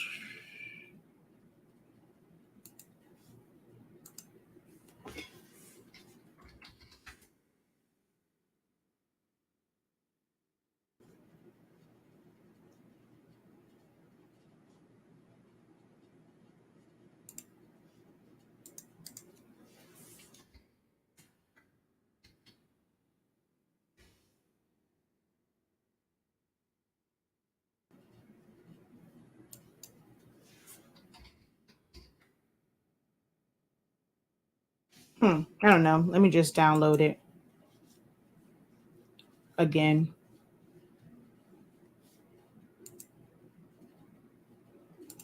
Just so I can check the file.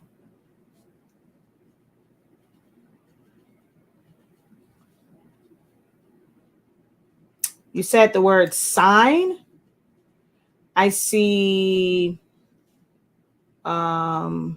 quit without. I don't see a word sign on here unless there was like an impromptu one, which means I would have to watch the video. I'm pretty sure I can see it on the video. Silaholics is back in black.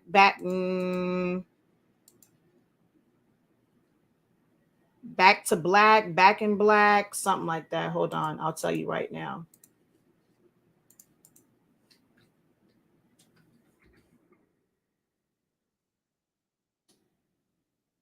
Back to black, dim, back to black. No, actually, no, that's not that, because unless that has glyphs. Hold on. I thought it was back to black. Nope, it's not that one. I'm not sure then, because it's no longer in text format, so I'm not sure. I thought it was back to black, but nope, don't know whether it is. But it's a worksheet that is there. So if you're just wanting it because you like the font, yeah, I don't know what it was. But if you're just trying to figure out, like, so that you can follow along, make sure you download the worksheet.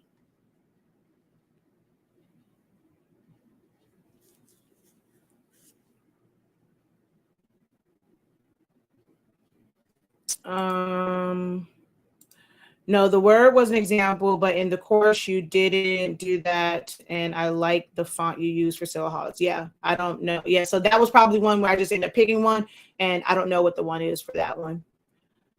What advice would you give me for having used my machine not once? I'm completely overwhelmed. Which machine are you referring to? I don't know. You got to tell me first which machine you were talking about. Yellow background words, red shadows, white offset. It looks like the letters are sunken in. Do you remember what day? Because it's 3 days. Do you remember what day that was on?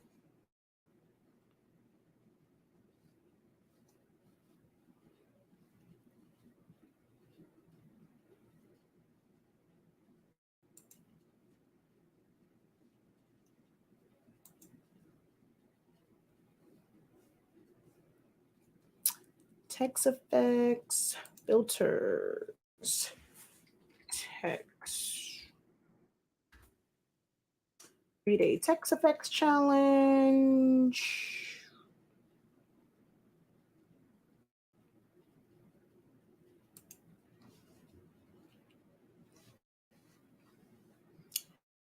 Day 1.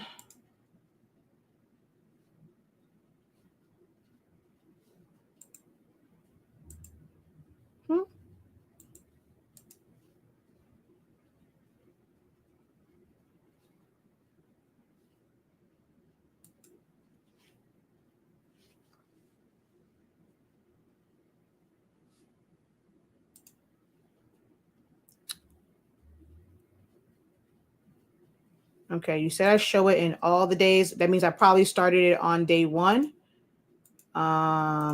Let's see. Skip ad.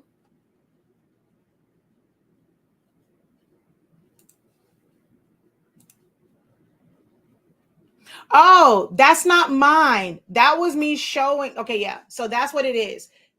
I show you that technique though. That's not something that is a font that I have. So that's all created from a technique. So once you go through it, so that's me saying that, you're going to create the 3D effect. You're going to have the outline on top, and then you're going to have like, you learn how to make that inset, and then cut it. So I explained that in that these were all different different techniques and different styles. And I show you how to create that with different fonts. So we go through how to create that. So the first, I asked them in the class which one do they want to do, I think is what I did. And then you learn how to create that. I walk through each one. I'm going to see TPTM, like that was the split text was the first day. And so, yeah, that's not a font that comes that way. Your text effects is how you create that.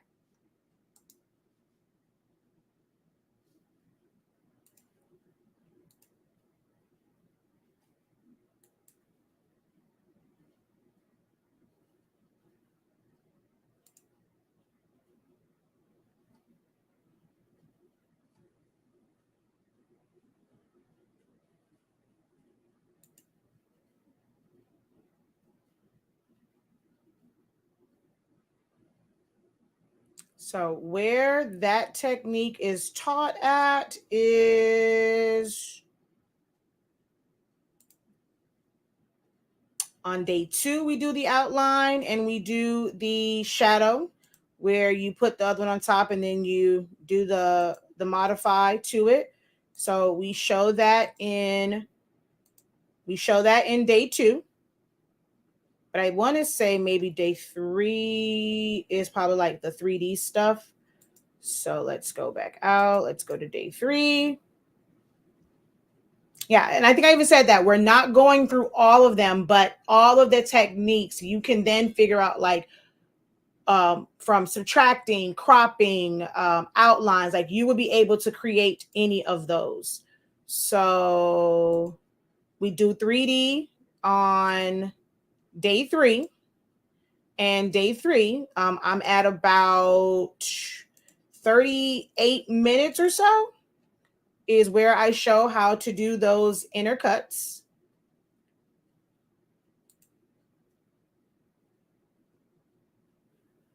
And then actually also at around like an hour, that's basically the same thing. And then you're just going to put it on top. So that's all different text effects.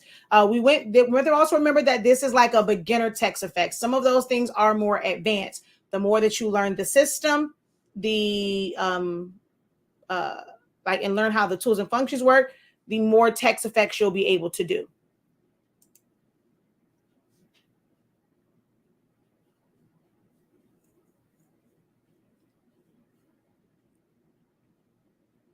You still didn't answer. Which machine are we referring to?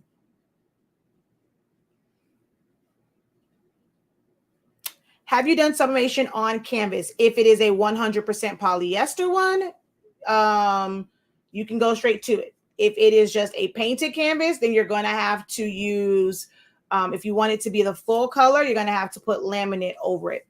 I've done it more so on the flat canvas. You put laminate over, you press it, you can have a full print. I have also done sublimation to canvases for paint parties where it's just the black lines. You don't want it to be super, super dark anyway. It's just something for them to know where to paint it at. If you're trying to do a wrap canvas, you're going to have to take that off. You're going to have to either coat it with a poly coating or you're going to have to cover the entire thing with laminate. And then you're going to sub that and then put it back around and have a staple gun to staple it back. Or you can find 100% polyester fabric that is woven to look like canvas and then sublimate to that.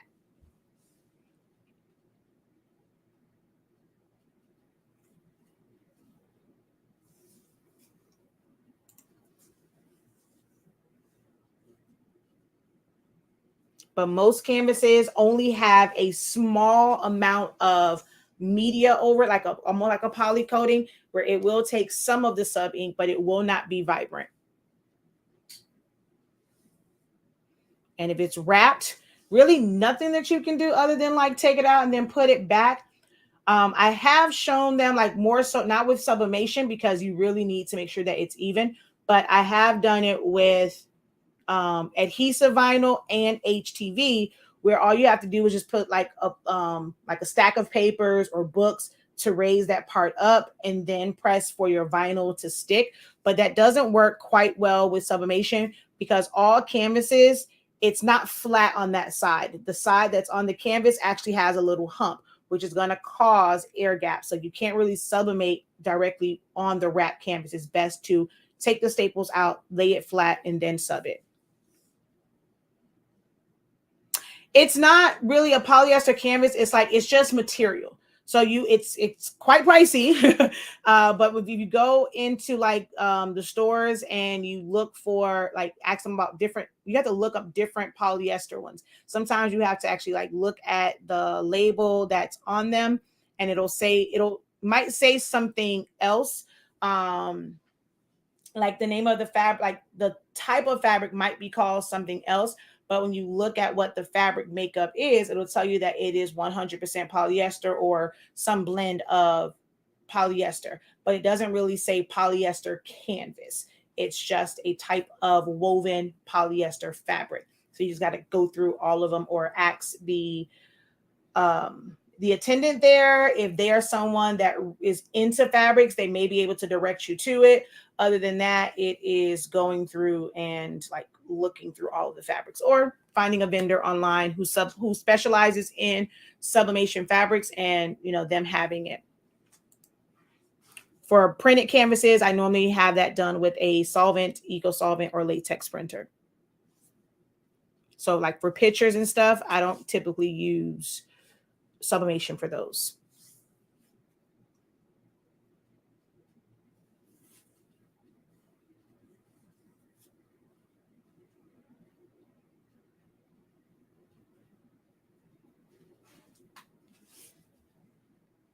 Anyone else have any questions?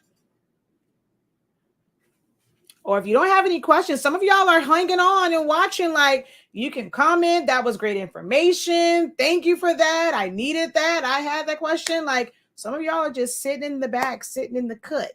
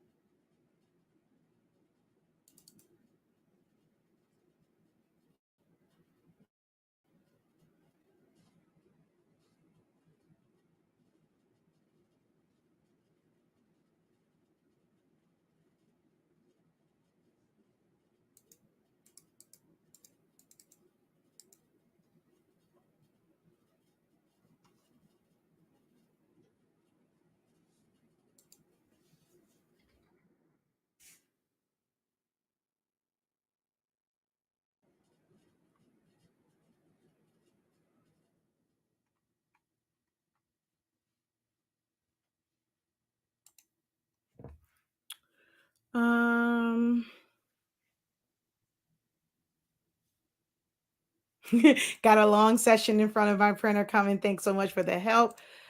Do you carry sub ink for large format printers? I actually have someone who purchases our ink and puts it in there. Contrary to what most people think, it's the same ink. They just sell it in bigger bottles. That's the only thing. So I actually have someone that purchases our ink, and she just pours them into her larger ones. We don't sell cartridges, and we don't have, like, if you need replacement chips for them. But as far as the ink, it's the same ink. Most people just sell them in a bigger bottle, but it's the same ink they sell in their smaller bottles. It's no different.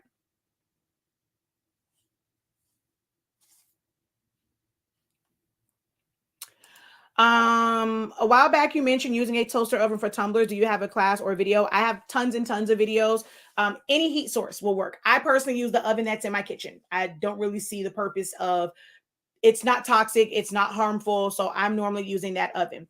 If you are using a toaster oven, or like a smaller one, I don't necessarily recommend a toaster oven, but it is a convection oven. Sometimes it'll say toaster. If it's really small, those are not ideal because the heat's going to be right on top of it and it's going to burn. But if you have a nice size, which they sometimes still call it a toaster oven, but it's a convection or an air fryer where the air can circulate, the heating element is not right on top of the tumbler, you can use any of them. There's nothing special to it. You just have to figure out like the right settings for yours based off of how much space is in your, how big the countertop oven that you're using is. Also, when it comes to those styles, they don't have really good seals. Like a regular oven, it's going to seal it. The heat's going to be in there. I don't have a convection oven. It's just a standard conventional oven, no air circulating. But because of that tight seal, I'm able to put it at 350. The whole thing heats up and it subs beautifully.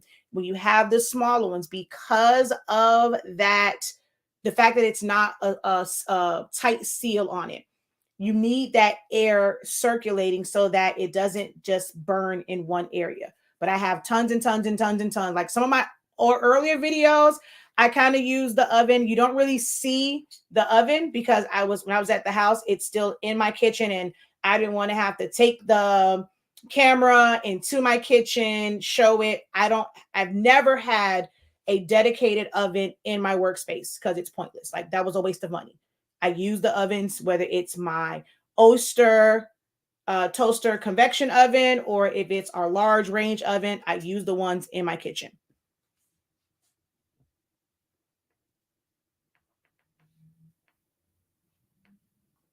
You figured that. Can you point me in the right direction of getting large format Epson refillable cartridges? I'm looking. Yeah, I don't use a large format one, so I have no recommendations for that.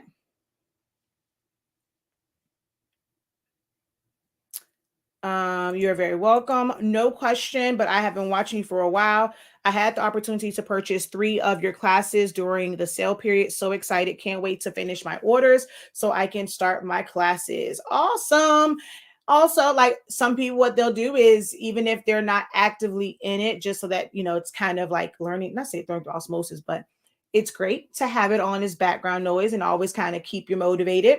So I have a couple people that do that. It's like I haven't been able to really sit down, but I turn them on like while I'm working because they'll always pick up on little things. So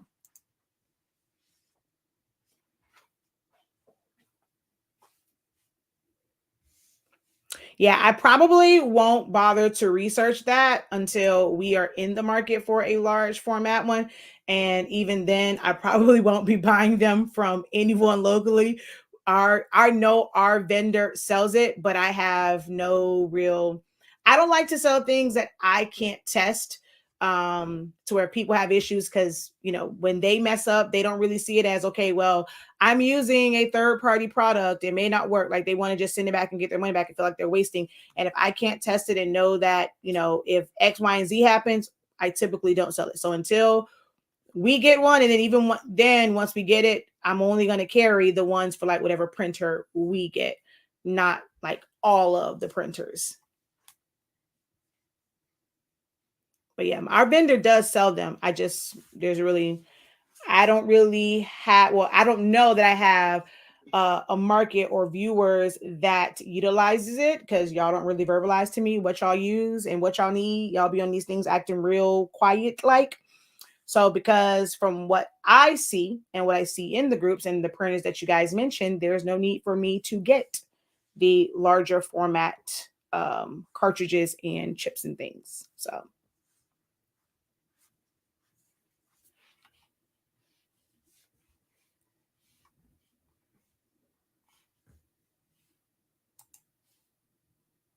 So who's going to go to the website and purchase the 30-day training? Who's going to go buy a class? TextFX, really good class. Also our products, our ink and paper, all available for you on shop.hsink365.com.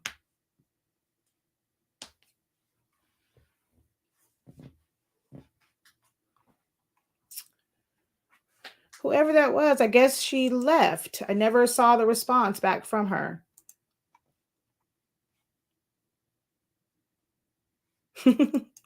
Yes, it is. If you have a question for me, get it in now. I'm about to wrap up. So let me know if you have any questions.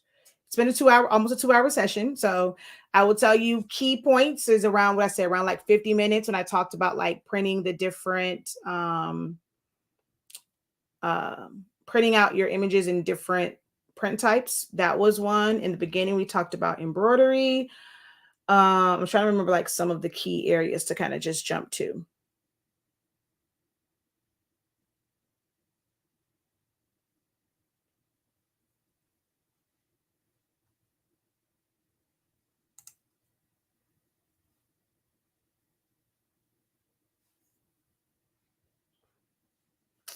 Love them both. Can't wait for my paper. Got to get the ink though. Okay. Oh, speaking of paper, because someone asked about like the tacky. The 13 by 19 is sold out. Don't know when that's going to restock. That move, like I think some people are slowly starting to see like the benefits of like the tacky paper, but that won't be restocking. Now, when it comes to the rolls, the pre-order is still open. We have not met our minimum. You have to reach a certain number, and we're going to match certain orders. So we have to reach, we're going to fill in the rest, but we have to reach a certain amount of orders so that then we can match that so that we can get it shipped.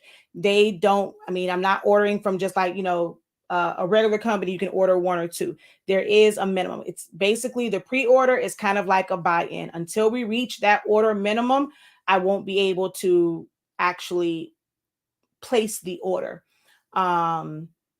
We are close, but we're not there. And that's the only tacky paper, like 13 inches, that we're going to have. We're not going to restock the sheets as of right now.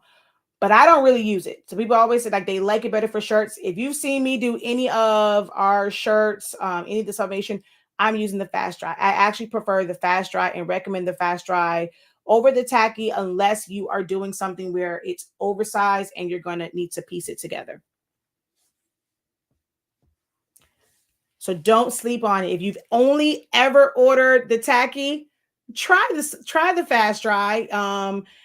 It's minimum ghost. I know a lot of people get it because they feel like, okay, well, I won't get ghosting. My other regular general paper, I was getting ghosting. I'm telling you, with honestly speaking, fast dry, you're not going to experience all of that like ghosting and stuff. So definitely try out the fast dry if you've only tried out our tacky. And if you've only tried out the fast dry, at least get the sample pack of the tacky to see if it's going to be beneficial for any of your projects. And then you can get a couple packs of like the regular sheets or purchase the rolls.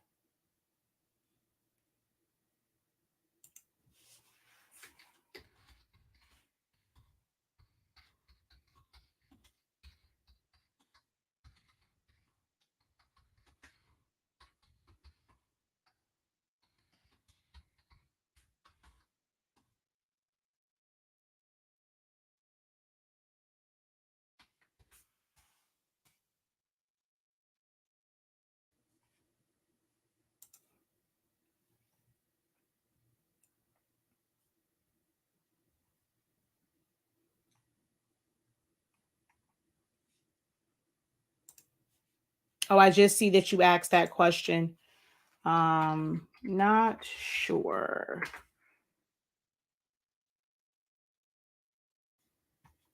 All right, no, there are no other. No, we don't sell any printable like HTVs. We just recommend ones. We won't be selling any of those. Some companies have done a really great job with it. So yeah, like you can go to technically the only printable HTV, you have to have a solvent, eco solvent printer. And so you can, Caesar has a great printable HTV. So I'm not sure if you mean like a sublimation like type vinyl, but for printable HTV, Caesar's Easy Weed is absolutely amazing. It is what we use if you're looking for one that's sublimation, econo transfers, econo subs. Now I will say the vinyl I don't really care for. I actually got to use that today. I'm not a big fan of the vinyl, but the flock and the fabric is absolutely amazing. You have Caesar's Easy Subly, which works to me better than the Econo Sub vinyl. But yeah, those are the only ones that I use as far as vinyl. I've never used the HTV Ront one or any of those other brands. I stick to Caesar and Econo Transfers.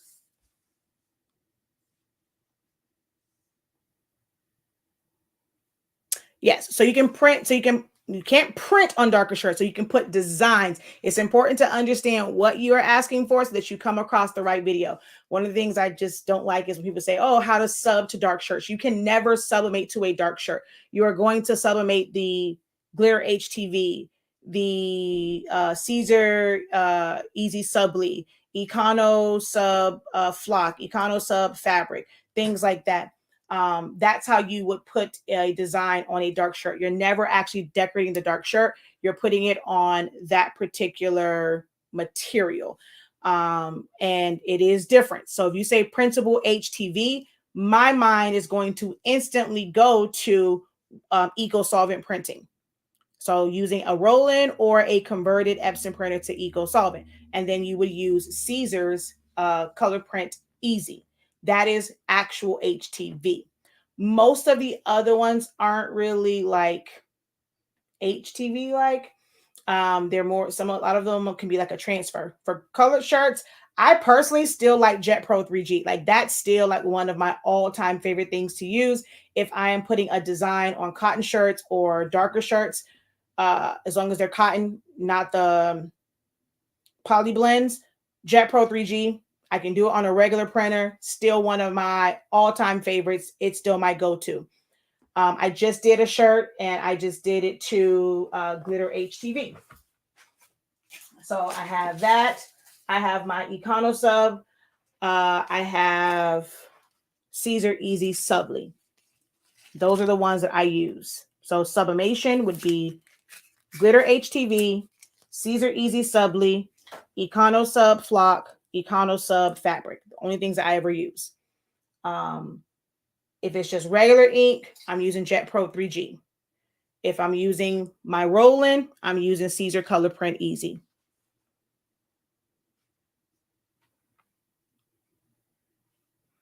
Show the sublimated colors on the gray shirt you are wearing.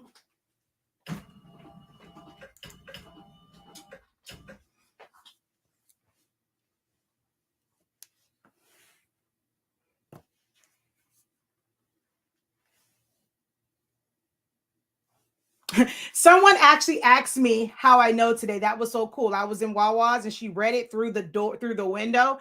And then she came and she asked me, what does that mean? That was kind of cool.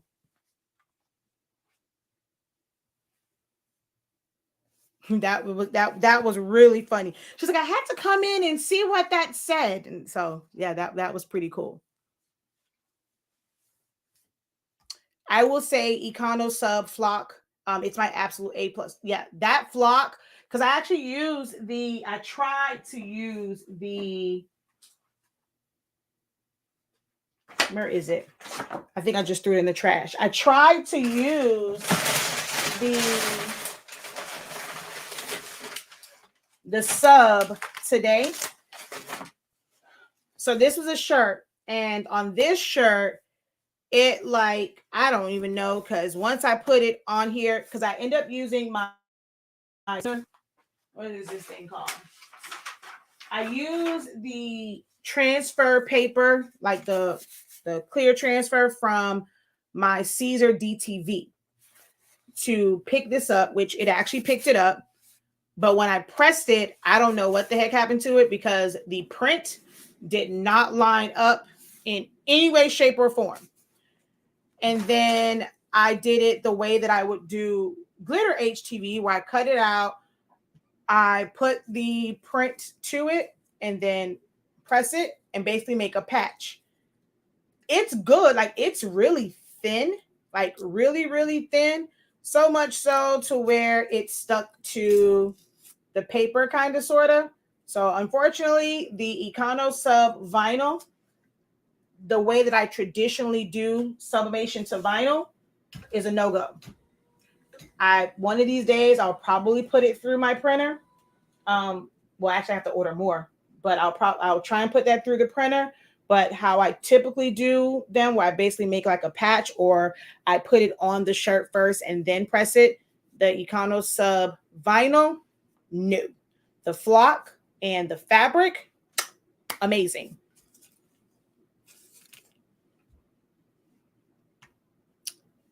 I stopped using Caesar Easy Sub. It's good, but the colors fade quicker. So I've never experienced like fading as far as like becoming washed out. What I will say has happened with the Easy Subli, depending on how it was stored, where the colors start to blur out. It was kind of weird. That's the only thing that I've experienced with the Easy Subli. But those are ones that weren't washed. Like they were stored in a box, and then I pulled it out. I was like, oh, what the hell? So yeah.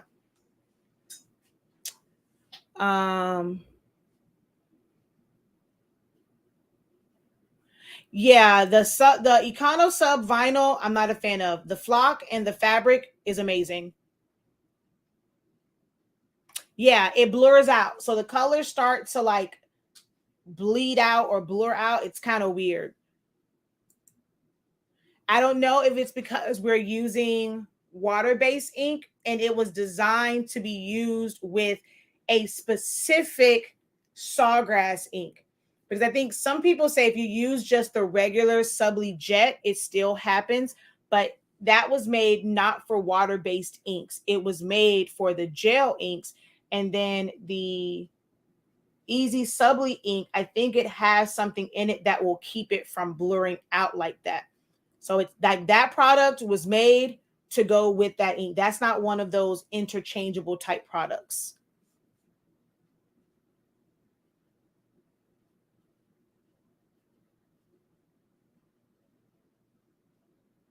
Oh, so someone else said, I had the blurring of colors on Easy Subli after washing, just on a couple of bags I did. Yeah, I had one shirt where when I washed it, it didn't necessarily happen, but the shirt that I just had just sitting, it did that.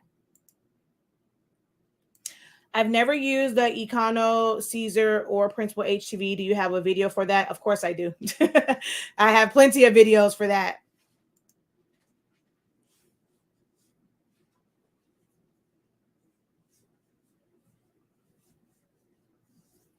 All on Honesty Speaking's YouTube channel. There's not much in that realm that I don't have a video on. Like I don't do a lot of rhinestones, but I do have a few videos on rhinestones. Back in the day, I still did like the glitter mugs, but I didn't use epoxy. I don't really like epoxy like that. But I did the live video when I was on with Patrice, and we used like the resin one. You just have to like use but it was on a pen. So I've done a little bit of like some of everything. Of course, no embroidery because I don't have an embroidery machine. Can you share the link for, I don't have a link myself, just search for Econo Transfers. I don't currently have I don't think they even have an affiliate program. I'm not sure. So just search for Econo Transfers and their website will come up. Just Google it.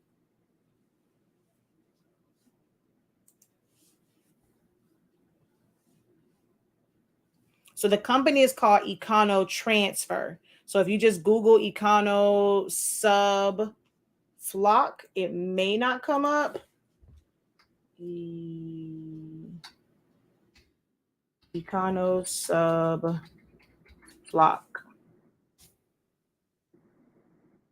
Yeah, it's a whole bunch of other places, but Econo Transfer under sponsored, Econo Transfer does come up. So you're just looking for Econo Transfer, ECONO transfer.com. But if you just put in Econo Sub Flock, their website does eventually come up. They actually also have it on Amazon. So you can get it on Amazon as well.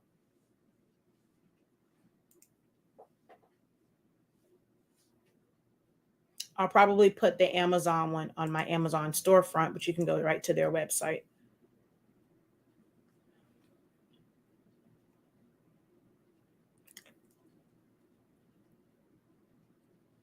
Let me put this add to list. Sublimation. I just added the one on Amazon to my Sublimation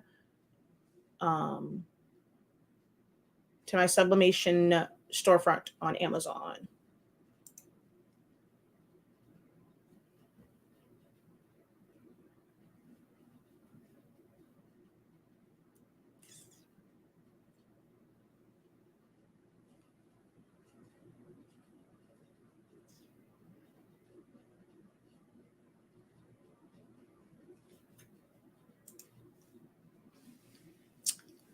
Hi, Professor. Joined late. Wish me luck, please. I'm replacing my current sub ink with HS365 ink. I'm excited to see the ink and paper in action. Which printer do you have?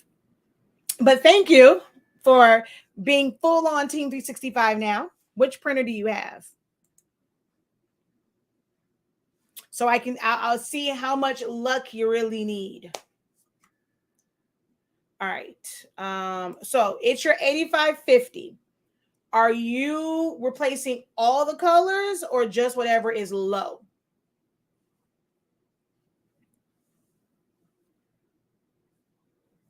Aw, thank you. So when you say replacing, are you planning to like drain all the ink out, or you're just doing whatever color is like to that triangle? So here's the thing. Removal kits are not ideal when it comes to EcoTank printers. And people are like, oh, I want to switch inks. They think the ink is bad, or I put the wrong ink in there, and they will get these kits. Because it is a printer that has lines to it. And once you open that up, so you have to open the top, take that crate off, and you're going to take those little cartridges out. Or you can leave the cartridges in, and then you're going to pull the pull the line. And there's really no kit that you need. Like, I'm not sure what this kit is they sold you, but you really don't need a kit. Unless it is a syringe and a needle that's like this big to go through the ink port. Any kit that you have is probably going to have cleaning solutions, all that, and that's pointless for what you're trying to do. Now, if you want, you can take it out, and all you have to do is literally put your syringe to that line and suction. You will never, ever, ever, ever, ever, ever get all of the old ink out. Once you go and you've pulled that, because you have now basically broken that seal, it's not tight. You have to wait for that ink to flow back, and then for it to flow inside of those cartridges, which can be quite difficult. You will do that, and it may end up causing an air clog, and they are not easy to clear from a EcoTank printer. I don't recommend opening up your printer and trying to siphon the ink out and doing it that way. For some people, it can work. For others, it's a disaster, because once you do that, the ink does not always fully flow back through. The best way to transition to a new ink is color for color for color as that ink wears down. So as a color goes down and it gets down to that last line, let it go a little bit more, right? You want it to get a little bit under that line, but just be very, just monitor it as far as like how much you're printing. You want to then put just a little bit of sub ink in there. Like, don't let the whole thing fill up. Maybe then go to like the second line. Print, and let that go. What you're doing when you put a little bit in there, it's still going to somewhat mix, but more of that old ink is coming out. It might be a while before you are fully transitioned to the new ink.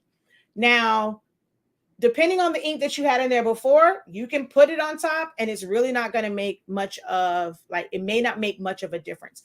The only one that I can say makes a big difference is if you have black ink, that the black ink that you have, if it's more of that like rusty brown type color, you can put our black in there darn near immediately. It's going to help. It's going to change the performance of it, because it's going to make it a true black ink. But other than that, you can choose to just mix it and take your chance with however that color mix. You may experience some difference in color, you may not. But if you want to slowly transition, it's like, transitioning natural hair. You kind of let it grow, you trim some, you let it grow so that it's not like this shock of, oh my God, I have a TWA. You want to put a little bit of ink, just do about your printing, and maybe about like the second cycle of letting it get down to that line, then top it off, because any ink that was settled at the bottom or in the lines that was the old brand will be gone. But I do not recommend any kits when it comes to EcoTank printers.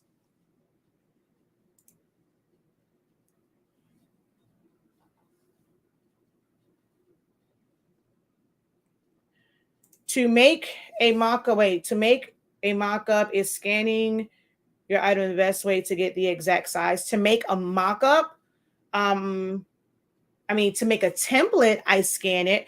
But if you're just wanting to make a mock-up of something, normally the customer, like me, where you buy it from, they probably already have the blank substrate there. And you just need to pull that and just take, trace it so that you can put your design on it. And especially if it's going to be a full bleed, but to create a template, you want to scan it. But just for a mock-up, you can literally use any picture, any mug, any tumbler, or you can use the mug animator. Mug animator is what I use for tumblers, mugs. I just did a button. I use mug animator because they have a button on there. That's what I typically use for mock-ups. Mock-ups don't have to be exact sizes. She said, I promise you, I'd be so excited after your lives. Yes.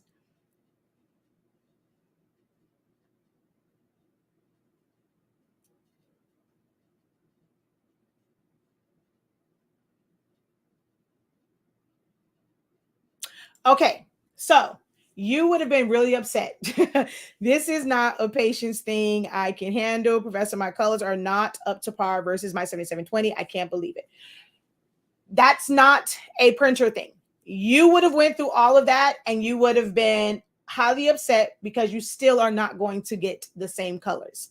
This is what I talk about all the time. This is why I repeat it. Some people ask me, oh my God, did you say that in the video already? Sometimes people don't hear it. Maybe you never heard me when I talk about EcoTank printers. So here we go. If you are someone that's watching and you're watching live, because I guarantee no one's going to watch this for 2 hours and 6 minutes to get to this point.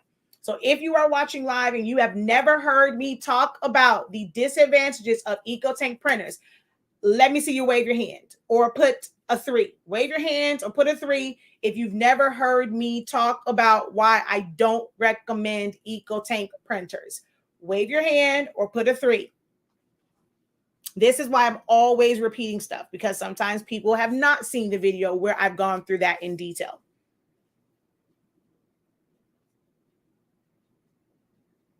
Oh, templates was the word you're looking for? Yes. So you want to scan it, correct?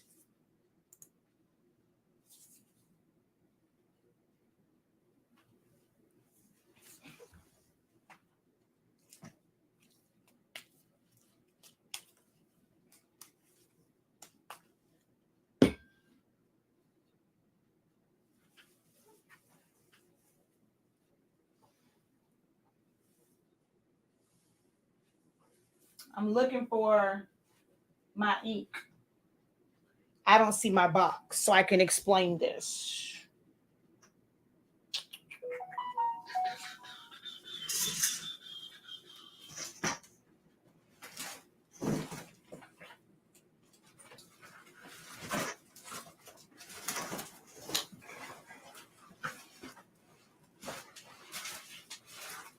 Okay, I gotta go grab an ink because I don't have any ink in here. I think it's when I was refilling mine.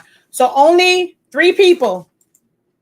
Okay, so the rest of you guys know. All right, give me a second. I'm going to explain to you 3 why I do not recommend EcoTank printers. I just got to go get the ink real quick. Hold on.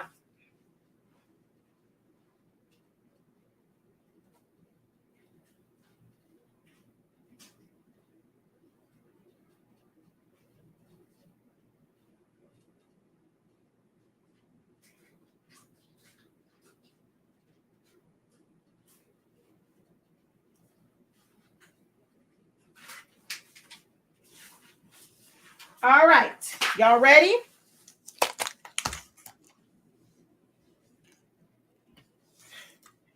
Thank you, Jesse.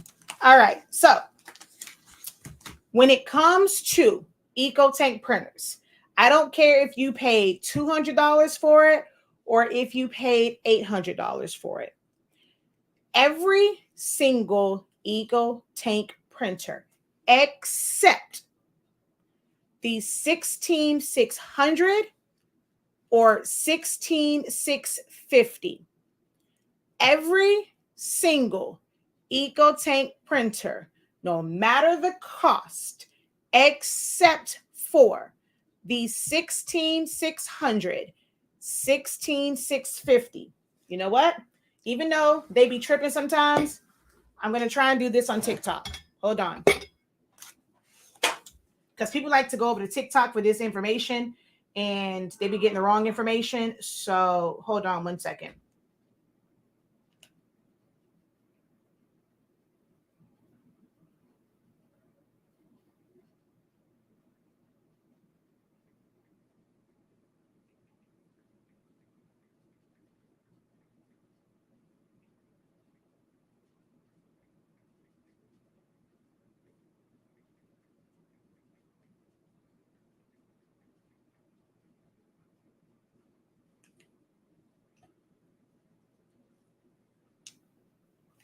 Someone says, I already had one by the time I heard you say it. So you are about to make me cry over this birthday gift that is more than 30 days. Are you about to make me cry? Maybe it might make you cry.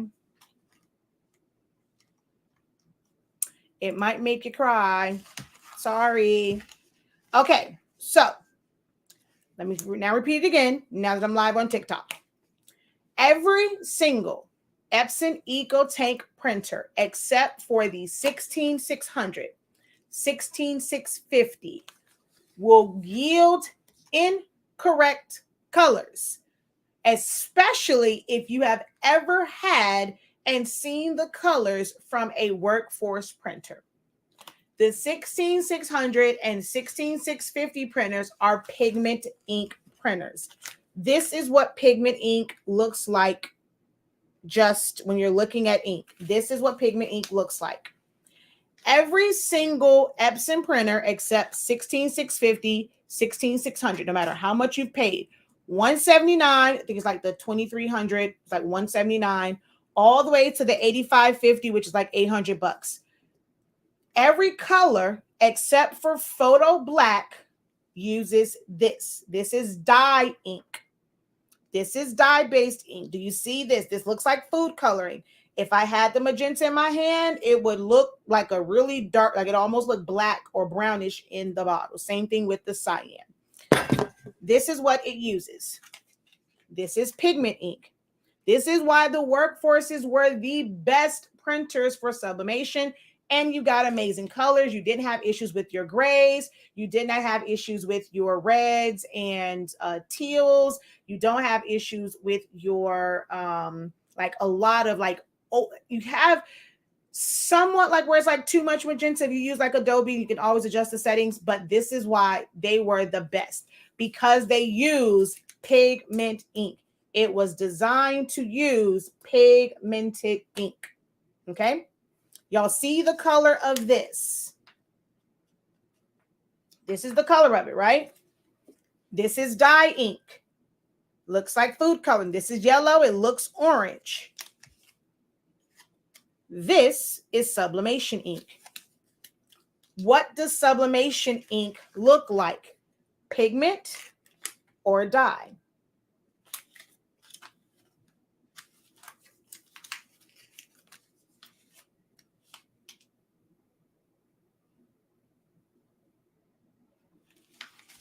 Because the firmware or the way the printer is designed, that even if you look at the top of this, it looks orange. But if I were to put this in my printer and I was to do a nozzle check, it will come out yellow. The way that a dye-based printer processes ink to give you the accurate color is different than the way a pigment ink does. This has a better color gamut. However, this is ink that will smear. Like if it gets wet, it's going to run. But you can get like some of your neon, your hot pinks with this color. This does not have as wide of a color gamut.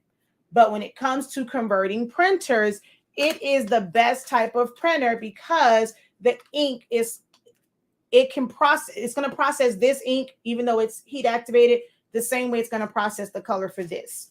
These are not mixed the same way. So when you are using a printer that is a dye-based printer and you are putting sublimation ink in it, the color changes. There is no color profile. Y'all like to hear this. Y'all want to go to the companies that are going to tell you, use this color profile. It's going to make your colors great. They're lying to you. It's called marketing. They want you to hear. This is why they advertise it as Eco Tank ink. Sublimate. It's no such thing. It's the same damn ink. We sell this. It has an Eco Tank top. That's the only thing that makes it ideal for Eco Tanks is the top. It makes it easier to put it in. But this ink is the same one that you're going to use in a cartridge-based printer. Some people sell it. They have the ones with a regular top to use your syringe and needle in, and then they have some that's a waste of money. They wasting their time. It's the same exact ink. Okay. Whenever you do this, your colors are going to be off because they're going to print darker. You can never get correct colors from a printer that uses this ink and you're putting sublimation ink in it. There is no color profile that's going to fix it for you because there's no color profile that's going to convert pigmented ink into dye ink. There is no color profile that will change pigmented ink into a profile for dye-based inks. People like EcoTank printers because they are convenient. They're easy to fill. We think that, oh my God, converting is so hard. No, it's not when you do it the correct way. EcoTank printers are the worst when it comes to maintenance. Once those suckers stop printing, there is no pushing of air to blow out air clogs. You're going to waste so much ink so much ink and time trying to get it to unclog. For some people, it works. For the majority of people, it does not work. It does not work with you can do power cleanings and it still will basically become a paperweight. This is why we sell the ink for it because y'all want to buy it, but it's not one of my recommended ones. I recommend the 16, but I know that's pricey. That's $1,000. People want to kind of just get started. If you want to get started, you can use it. Now, is it going to be totally off on all the colors? No. Some things you're not going to really be able to tell much of a difference. And for some, it's like your customers don't know if this is the right color or not. So it's not going to matter to them. When it becomes an issue is if you're doing something for a company that has specific colors for their organization, for their company, and it needs to be a specific color. Then you're going to notice the difference, and they're going to notice the difference, and they're going to be like, what in the HE double hockey sticks? But if you're just printing out something like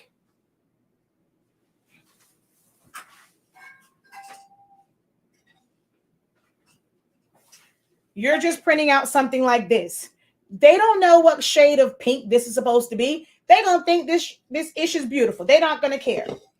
Comes to this, hey, it's just pink. I know I saw the mock-up. It can be like a certain color. Like, unless it's totally off, they're not going to care. All they see is their child face. Oh my God, she's so pretty. My baby's face is on the cup. Woohoo! That's all they care about. Something like this. Okay, how do I know what color shade, like what shade it's supposed to be? Now, when you're doing school things, or like, let's say the Eagles is a big one. Dolphins is a big one where on EcoTank printers, those colors look off. They are horrible. Teals, greens, reds, royal blues come out looking purple. No way around that. You can go through all these settings. You can go through ICM. You can go through Adobe. You can go to no color. You can try them all. Your colors are going to be off. That's where this comes in at, to where if you are filling in the colors, even if you're using this printer, if you need it to match a company's color, you need it to match a school's color, a team's color, you have your color chart. You're going to look for a color that's as close to that as possible, and you're going to use that color code. But for anything that's pre-made, you don't know what color code that designer used. Your colors are going to be off on any EcoTank printer. Like, they're going to be slightly off compared to a converted printer that uses pigment ink. And even with the pigment ink one, I like the colors on them, but there are times where it's like it's a little bit off. So those colors are going to be off compared to a true sublimation printer. Any converted printer, the color's always going to be slightly off, but for any EcoTank, the color gamut, like the color range is way, way off. You'll never get your 8550 to match the colors of your 7720 or 7710, 7820, 7840. It will never, ever match. If you are doing a large job and you're like, oh, well, I got two printers because I want to, print out from both. The colors on those designs from those two printers are going to be vastly different unless you have put in a color code and each one of them has like a separate, like you're printing from a separate file. They're going to be off. Girl, I already know this. See, I can tell you exactly. I know. Look, y'all be sleeping on my skills, okay? Y'all really be sleeping on my skills. Nobody else that sells ink is going to tell you this because they don't run these tests. I can pretty much tell you almost every single color that you are going to have an issue with. Why? Because the professor does the test. The professor provides this information. Y'all like to go to these other companies because they're popular, but when the shit hits the fan, they cannot help you in any way, shape, or form. So I knew it. It's the Eagles. Girl, I knew that. Eagles, especially Dolphins, depending on which one you get for Atlanta, but for San Francisco, baby, them colors be off, off.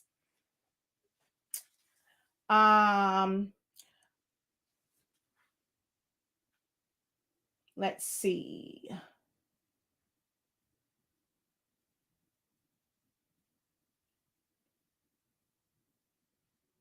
My Epson F170 and EcoTank 15,000. I swear my colors are the same. Teals and purples, right? Yep. Teals, certain greens, most reds, like especially if it's a red that it's more closer to the orange spectrum, it's going to come out more orange than it is red. Your purples and your royal blues, like your royal blues will come out being more purple. So those are some of the major ones. Certain pinks, but for the most part, yeah, your teals and purples.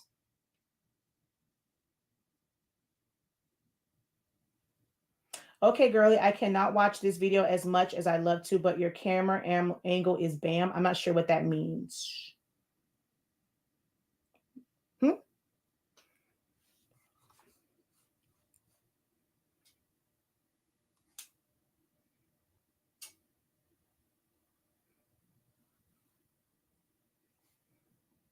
Exactly. It's closer to the pigment. Sorry. I'm sorry. I mean, it's good for certain things, but yeah, your colors are going to be off, especially. Yeah, be off. Sorry. Sorry to be the bearer of bad news. Workforce has been great for me. 7710 and whoa, how did you just get on my live? Lies you tell. Who is this and how did you get on here? I did not approve for anybody to be on here. Oh, that was Tina. Hey, how'd you get on here? But okay. It doesn't require me to approve anything. How art thou? You are on my live. I have no idea how.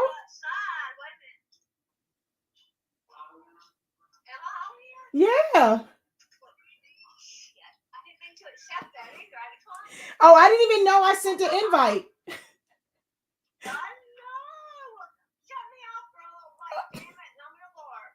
Okay. Okay. I love you too. She's like, I'm in a bar, girl.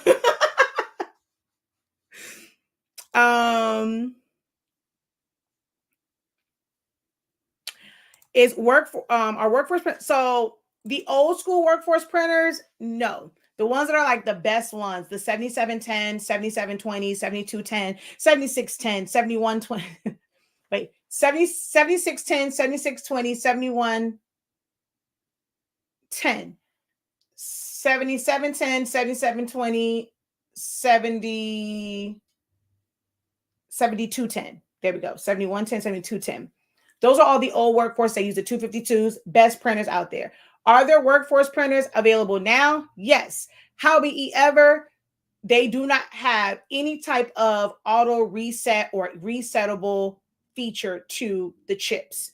So if you were to get a Workforce 7820, a Workforce 7840, a 7310, they use 812s. And with these 812 cartridges, you have to also get chips. Right now, we are out of certain colors and we are working, like they sent us a set. I did the firmware update. It still wasn't working. Now, if you buy chips from us and you need it to revert, we do send it out, but you have to send us a message. We check and make sure that you have purchased your chips from us, and we will send it out to you. If not, you can. The information is on the internet. You just have to Google it. But if you want to save yourself some time, if you purchase from us, you can send us a message and we'll give you the instructions. Now, that I know of, the instructions only work for the 7820, 7840 because they use the same firmware. The one for the 7310, we haven't figured out a firmware for that one. So if you've updated your firmware or you have a newer printer, like you just got your printer, it has the updated firmware, the chips from most companies are not going to work. You would have to buy Epson cartridges, pry the chip off, modify your clip, and then put the chip on there. So there are Workforce printers. They do use pigment ink. However, you have to use replacement chips. There is no reset option for the new Workforce printers at all. Yes, I love, wait, where's my chip resetter? I just used my chip resetter too. Where'd it go? I just had to reset my chips. Oh, wait, where'd my chip resetter go? I don't know where it's at, but I just used mine this week too. Love, love, love my chip resetter. That's why I clean and I do maintenance. I try to protect my old school workforces, but I also have 2 on reserve. If I ever need them, I got 2 on reserve for my workforces. She's like, I'm going to apologize and kiss my 7720. She's going back into sub rotation. You took her out thinking that the 8550 was going to be better. No, ma'am, no ham. Oh my goodness, you are so knowledgeable. Thank you. I try. I try to, keep up on everything that my audience needs because I teach it. So I try to make sure I keep up on everything. I'm knowledgeable, very knowledgeable about the things that I need to know about. I have a 7710 and a 7310. Okay. I'm learning everything I have. I'm learning everything I have is an eco tank. I'm learning everything. I have an Epson eco tank 16600. Exactly. Yes. And we actually have some more coming in because a lot of people are like, wait a minute, where are the chip resetters? We have some more coming in. Y'all give this goddess some love, throw up some hearts. Thank you, Tina.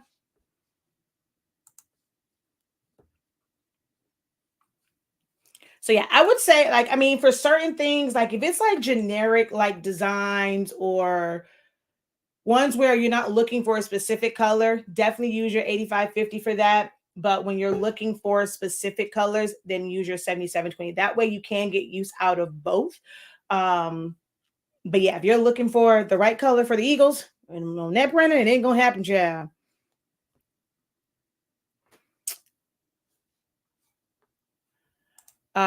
Where can I find the firmware version for? I have no idea. We have not been able to find one yet. What? Wait, where can you find the version dates? I don't know about dates, but if you want to know which version you have, once you do a nozzle check, it tells you the firmware version that you have. Now, which one is which? I have no idea. I don't own a 7310, so I'm not sure. And we haven't been able to find one and then test it because we can't test it. We have a 7820 and the 7840, so we can always test the firmwares, but we cannot test for the 7310.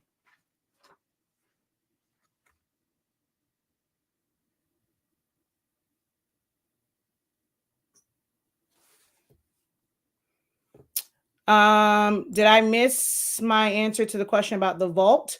I don't remember seeing a question about the vault. Let me go up. Okay. I remember you speaking about a vault, video vault. How do we access those? So I'm not sure. So for anyone that signed up for most classes, like it should be on your dashboard. If it's not, then you can send a message depending on which class you have taken. If you have like the 30-day training, it was a part of that. We add like probably have to go in because I think the last time that I did it, or it might be, I'm trying to remember how we did that one for you to get access, but it's only if you have the 30-day. It's not like it's a lot of videos in there. The goal is to start adding videos to it, but there aren't a lot of videos in there now. My 7310 didn't last 6 months. Which version should I use? I have DE Designer Edition. The recommended version for me right now is 4.3.370. I am hoping and praying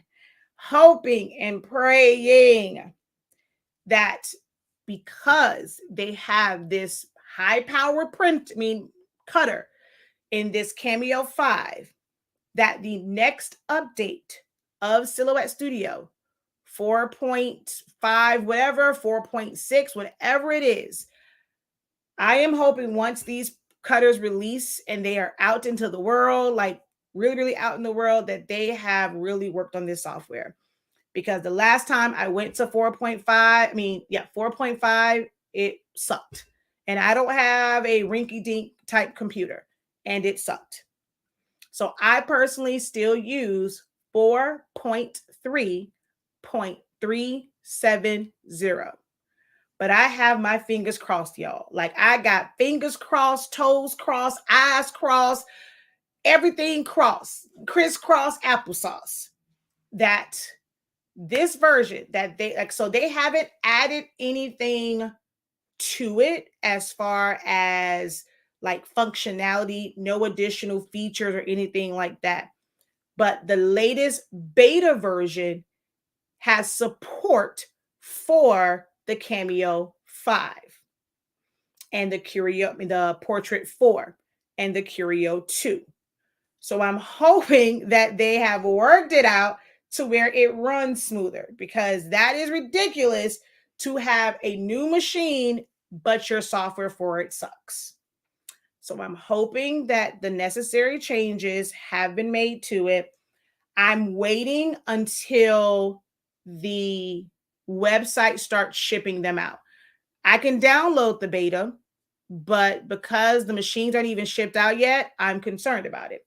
So I'm waiting to see if they update it again once people actually have the 5 in their possession.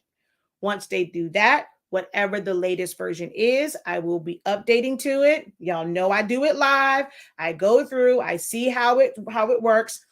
I don't use the program like your typical crafter, or probably how they are using it.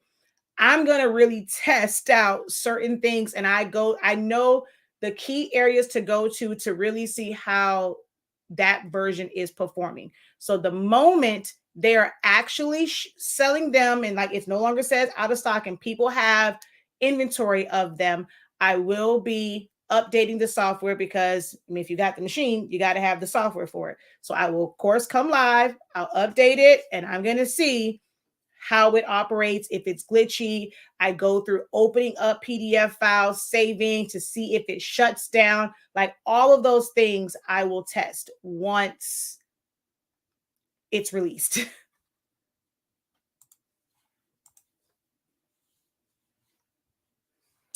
Cameo 5, yes. So if you don't know, Silhouette America had their Silhouette Summit in Hawaii this past week, and they released a Cameo 5, a Portrait 4, and a Curio 2.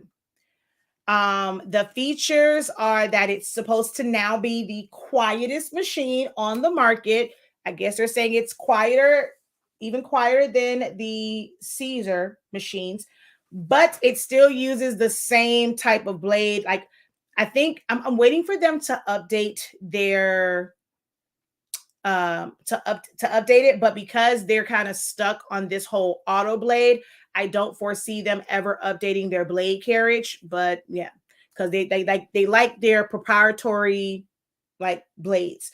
Whereas with Caesar, with the Solo, you can literally buy blades from anywhere. You don't have to buy it from them.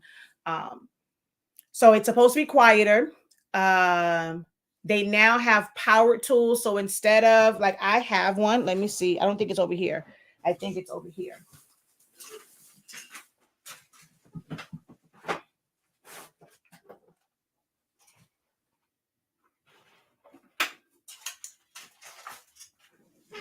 So I have a foil quill, but when it comes to this, you have to have a power supply for it. So you have to either, be able to plug, like it's close where you can plug into your computer, or they have separate power supplies, or you can even use like the power supply, like a power bank from like your phone. But these have to be powered in order to use the foil quill because it heats up and it's basically hot foil.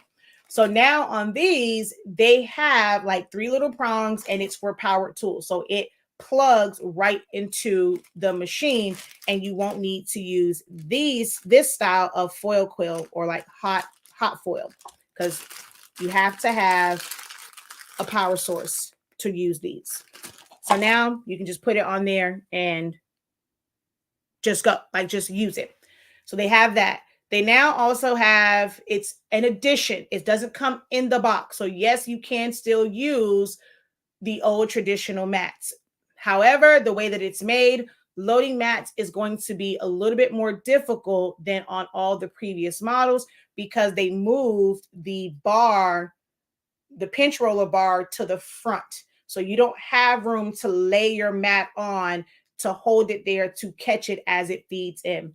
They changed this because they now have an electrostatic mat where it's not sticky. You have to turn it on. It creates the static and your paper kind of, or your media, as long as it's smooth media. You can't use it for textured papers or anything like that because it has to remain flat. So if you are a card maker and you use textured papers, it's not going to be great for that.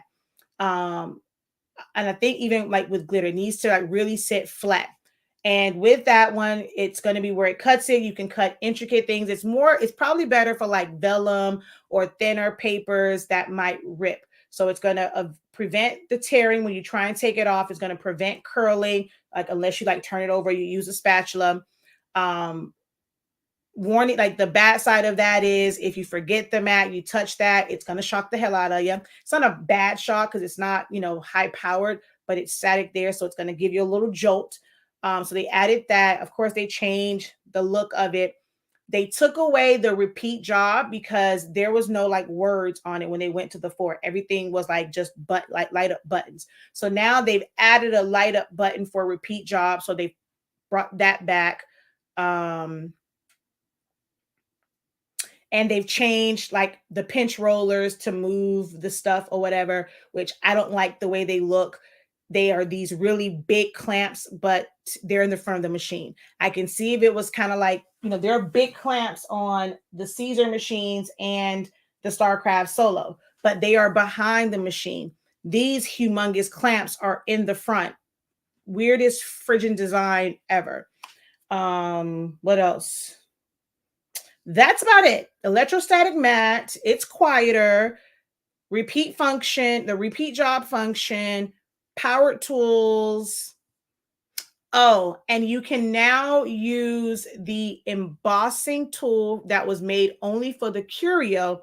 You have to purchase an embossing mat, but you can use embossing, but it does cut through the paper and then it goes back over that with the embossing tool. So those are the only like major features. They did not feature anything. They didn't show any improvements with print and cut. I don't think anyone at the summit was even doing print and cuts at any of their stations. It was all like the same old cuts everybody was doing. Yeah, that's about it. That's about it. The mat sounds amazing. It's not. Don't let it fool you. It's really not. It wasn't unnecessary. To me, it was unnecessary.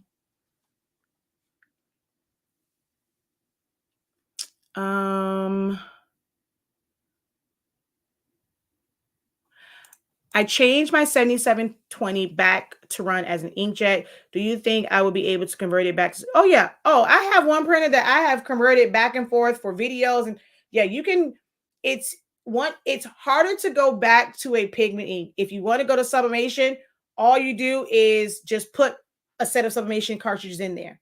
So hopefully you have two sets of cartridges. Now you can't just go switching back and forth. But if you're done with it as an inkjet, like for now, you don't want to go back to that whole like long process and you just want to make it a sub, you can just take your sublimation cartridges, put it in there, do push air, and it's done. Like really all you have to do is run a printhead cleaning and you're done.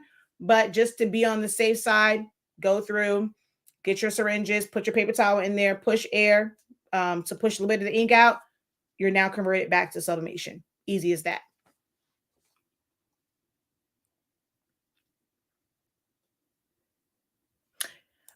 So for the most part, yes, they said that no, I think they said it might be slightly different. Hold on.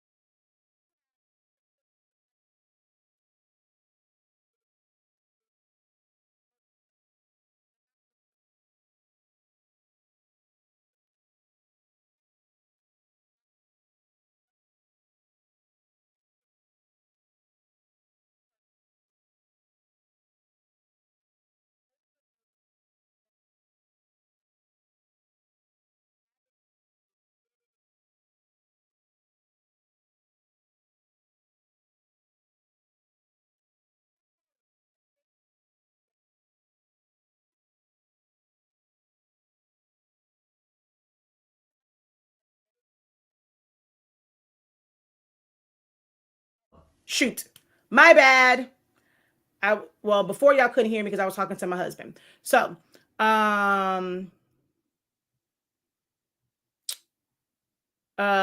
so what I was saying here was any Epson printer can be used for sublimation. Like, you never have to question whether or not an Epson printer can be used for sublimation. Any of them can be converted. It does not matter if it is an EcoTank, an Artisan, an Expressions, Impressions, whatever the heck it is. If it's a Workforce, it does not matter. Every Epson printer, from the small desktops to the they end up making the F570, but there is actually a 24-inch printer that was out way before the F570, and that can be made into a sublimation printer. Every Epson printer can be made into a sublimation printer. Now, if that printer uses cartridges, whether it's a small cartridge, a large cartridge, the big cartridges, you have to find compatible, not just cartridges, it's the chips. Because for that small cartridge, there is 202, 212, 252s, 4 something, like it's a bunch of them. For the longer ones, you have 812s, 802s, 702s. There's a lot of chips that go onto the longer cartridges. So you have to find a compatible refillable cartridge chip or a compatible chipless firmware. There's not a chipless firmware for every single printer, or a continuous ink system with a compatible chip. There are continuous ink systems that are sold for the 7820, 7840, 7310, but they do not come with chips.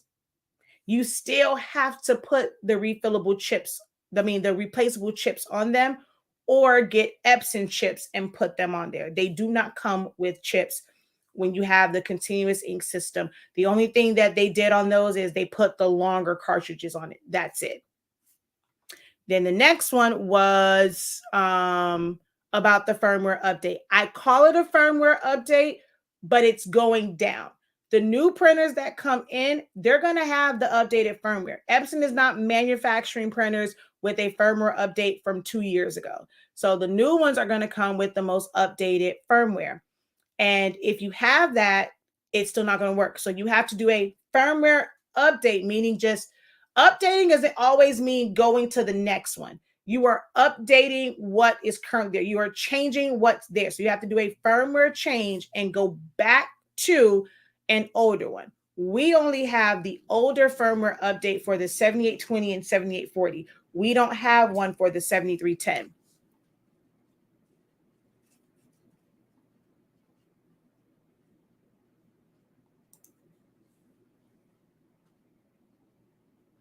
Am I the only one that has issues with my magenta, my 7720? It always clogs.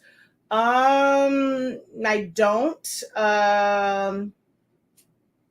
So I'm always having issues with my cyan. Yeah, I don't really have it to like one particular color always clogs.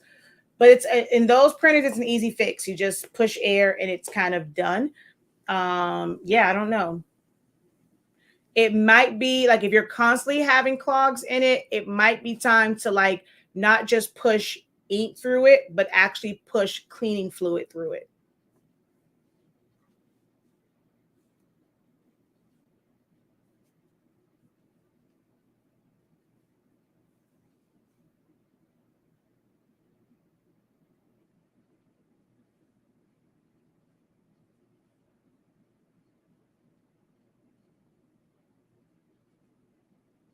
My cyan, yellow, and black always on point. Magenta be making me making me redhead smack it maybe making me redheaded smack it around. Oh, it makes your hand red from smacking it around. Yeah, it might be time to like really flush that particular head with cleaning solution.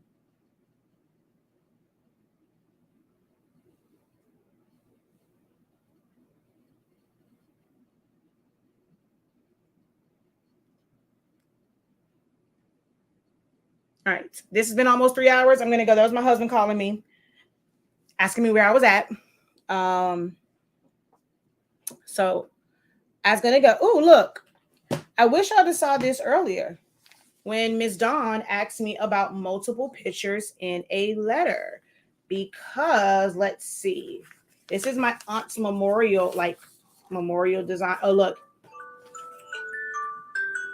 Here's another example of the fact that I'm always testing. So this was Jet Pro 3G, and I needed to know what was going to be the best setting for my Jet Pro 3G. So I printed out plain paper standard, plain paper high, premium matte standard, premium matte high, photo glossy standard. And on here, it looks good, but the photo glossy, it actually looks purple. The ultra glossy, it looks, I don't know what kind of color it is, but it ain't black. The only ones that gave me black were plain paper high and premium matte, and standard and high look exactly the same. People are always saying, oh, you should use premium matte high. Premium matte high and premium matte standard literally gives you the exact same quality. It doesn't change it because premium matte is a quality setting, but no one wants to believe me. But I'm not saying that just to say it. I've done the testing. I did the testing, people. They are the same.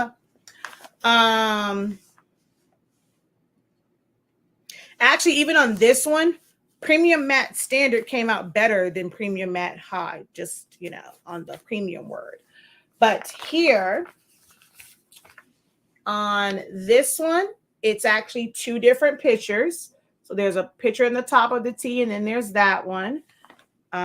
This also has two pictures in one letter. This has two pictures in one letter. This one has two pictures in one letter. This one has two or three pictures. No, this is two pictures. This one has 1, 2, 3, 4 pictures in one letter. Hold on. I'm going to show y'all. Hold on. This one has the top part, and then in each of the bottom parts of the M, it has pictures. So this has 4 pictures in one letter. And so I'll show y'all on this side.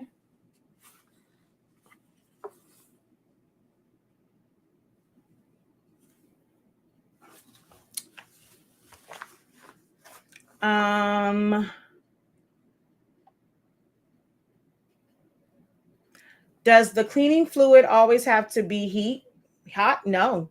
It can be right out the bottle. Room temperature.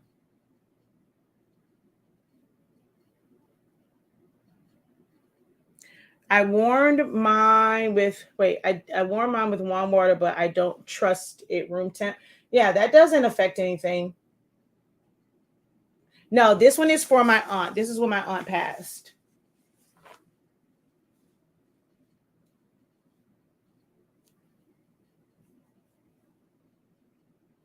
Oh, you're still here, Ms. Dawn.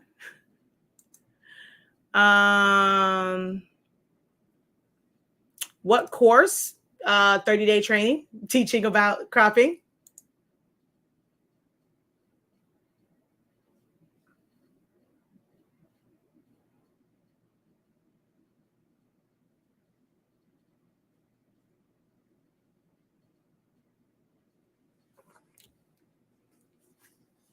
Yeah, I'm not big on pictures. So for my shirt, it's just the letters without the pictures in it, and just so it just says the life of Patricia Morris, and then it has this. So mine is just in white vinyl because I personally don't wear shirts with people's pictures on them. About cropping, yes, there's a whole section on cropping. Cropping images to text. There's a whole day just for cropping images to text.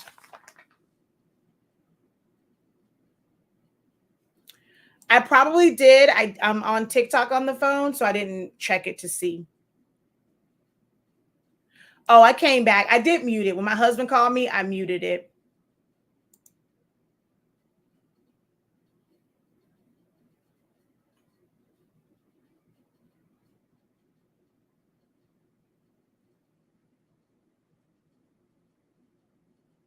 Yes, if you have the 30-day training, you are on point. Now, we are going to do more of this. So Monday will be the first day to sign up for the bachelor's program.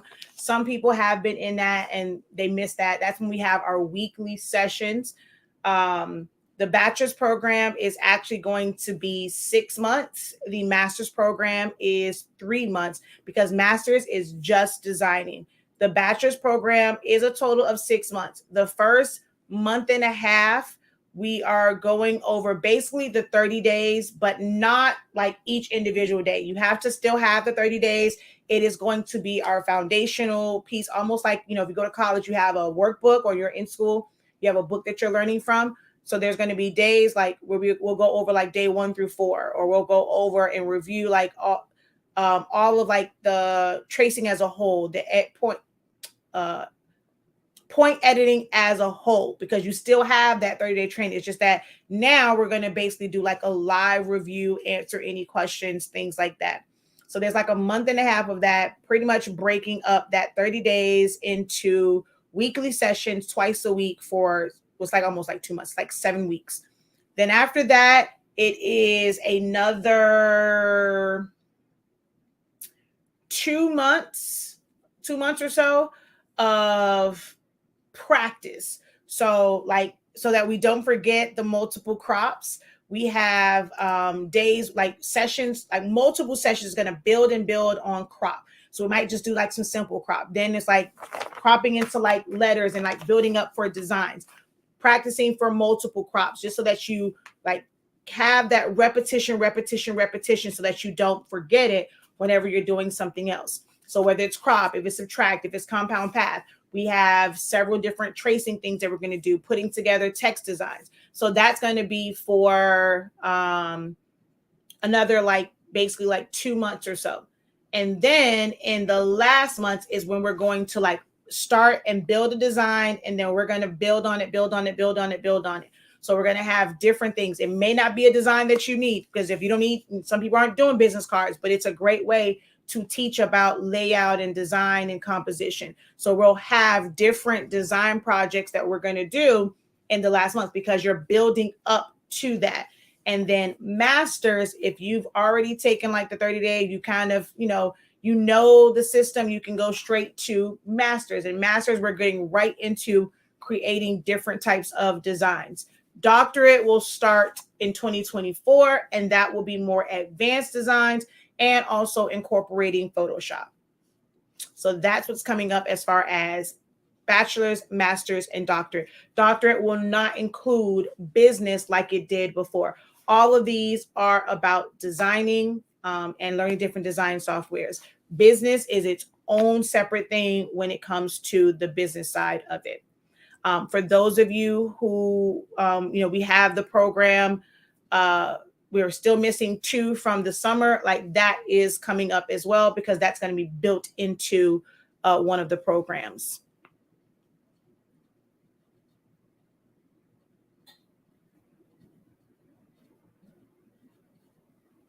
The bachelor's program was your favorite of all time. Yeah, I know y'all miss coming to class every single week.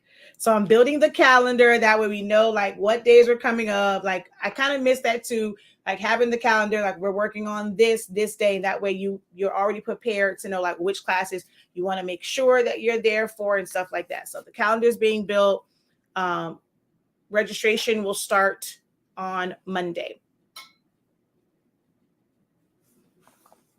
Hey, I'm actually about to get off. I came on here because I was talking about the differences between dye ink, pigment ink, and sublimation ink. So I came over here, but I'm about to go now. All right, y'all. It's been 3 hours. Until next time, have a great one. Continue to unlock your creativity. Be incredible. Head over to the website. Well, not you. You're absent. We don't care about y'all. Okay. Sublimation ink, pigment ink. If you are someone that uses pigment ink already, we have that on the site. It's our pigment ink. Go check that out. It's for like all of your regular printing. This is printed with pigment ink. It does not bleed. It doesn't run. It's water resistant. And then, of course, our amazing sublimation ink. And our paper. Okay. Visit our website. These are the results that you get. 350 degrees, 4 minutes in a regular conventional oven. I've even done 3 minutes. So this on here, it says, oh, this doesn't want to say, it doesn't say 3 minute tumblers, but I've done tumblers in 3 minutes. Oh, there it is. 3 minute oven tumblers. It is on there. Haha. So definitely check out the website, shop.hsink. Don't sleep on the paper. Don't sleep on the ink. And I know you think you can handle silhouette by yourself. You think that until you have taken my 30-day training. Because the things I unlock for you, you're going to be like, wait, we can do this. Hold up, I can do this. I can do this too. I'm telling you, it's like nothing else. No one really shows a lot of these things, even in YouTube videos, not even myself.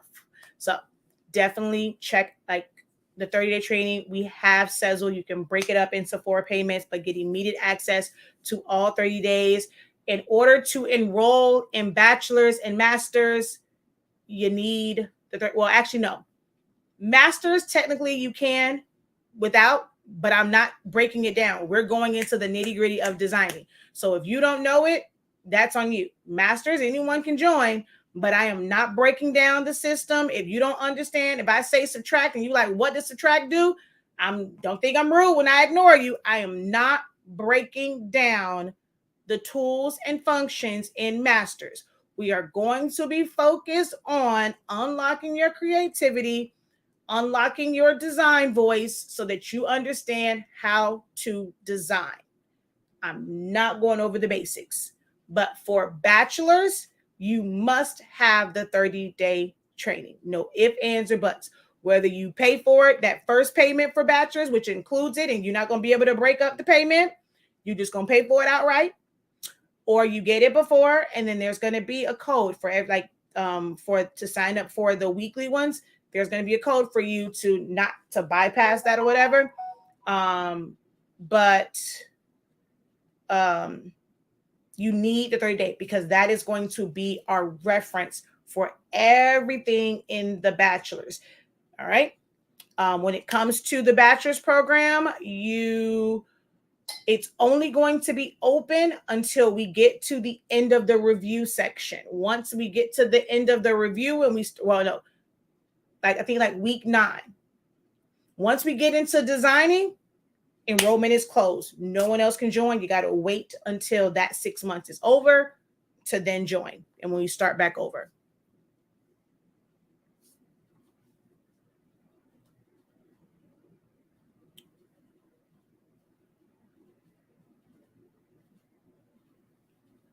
She's like, you cannot get the 30-day.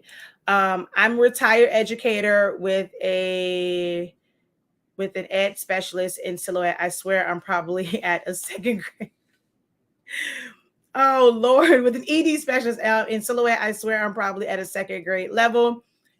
You won't be there for long. I promise you. That's what bachelor's is for. You're going to feel like you are a master at it. You're going to feel like you can teach it to anyone if you just practice. Like, I stopped teaching it how I know it needed to be taught. Like, I mean, those who were in bachelor's and master's, they kind of got it. And towards the middle, I switched back to what I knew they needed, because just jumping into teaching designs when you have to do something else, like, wait a minute, what was I supposed to do?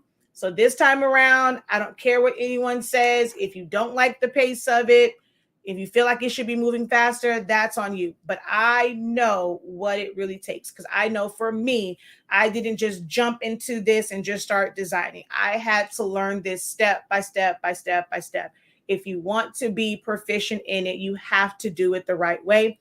I'm not compromising this time around. I'm going through it the right way. If you hop your behind in masters, if you hop your butt in doctorate and you don't know the basics, that's on you. You're going to feel like you lost. There ain't no refunds. Oh, this is too much for me. Oh, well, this is going to sit there until you're ready for it. There's no refunds on it. Like, it will be clear that this is for people who have a understanding of Silhouette Studio and the tools and functions, because we are focusing on designing. And when we get to doctorate, it's mainly a lot of like Silhouette, but I'm going to start introducing you to Photoshop, because at some point you will graduate from using just Silhouette Studio. You're going to move into Photoshop, like needing Photoshop or Illustrator and things of that nature. So she's like, it kick rocks. I love the way you teach. No, I mean, some people, they were like, they didn't like it. So they were like, it was moving too slow for them. I'm like, all right. Proficiency is the key. Exactly. Shout out to the retired teacher. Me too. 1 year retired. All right, y'all. Let me go before my family go to calling again. I thank you guys so very much. I will see you guys on Monday. I got to come in here to clean up because I didn't clean up nothing today. I came in more so to design for my sister. So tomorrow I got to come in here and clean up. But I will see you guys on Monday. Monday, we're doing a couple of things. I am going through the Caesar setup, like my Caesar setup, well, my new cutter setup. And you're just going through all the things that I check, like all the checks and things that I do. And then we're also going to have the announcement, and it will be ready for sign up for bachelor's and master's. Okay. All righty. Thank you. Until next time, guys, have a great one. Continue to unlock your creativity. Continue to spread the word on our channels, even if they cannot join our classes. There's a lot of information here. The Q&As can be very, very helpful. If they don't, they can't attend a class, encourage your creative friends to jump on a Q&A because I'll answer the question. No one really, other than Dawn, no one really asked a design question, so we did not get into anything design. So when y'all don't ask the questions, you don't learn anything new. But I think only Dawn asked a design question, but I'm here to answer any design-related questions that you guys have, business-related questions, what you need for your business. There's a certain question that I am still waiting on. For some people that are doing business, there's questions that I am waiting on to be asked, because I know like it's something that all of you guys, especially if you, I can't even tell you because I'm gonna give away the question I'm looking for, but I'm always here to answer questions about the business side, but y'all don't ask. So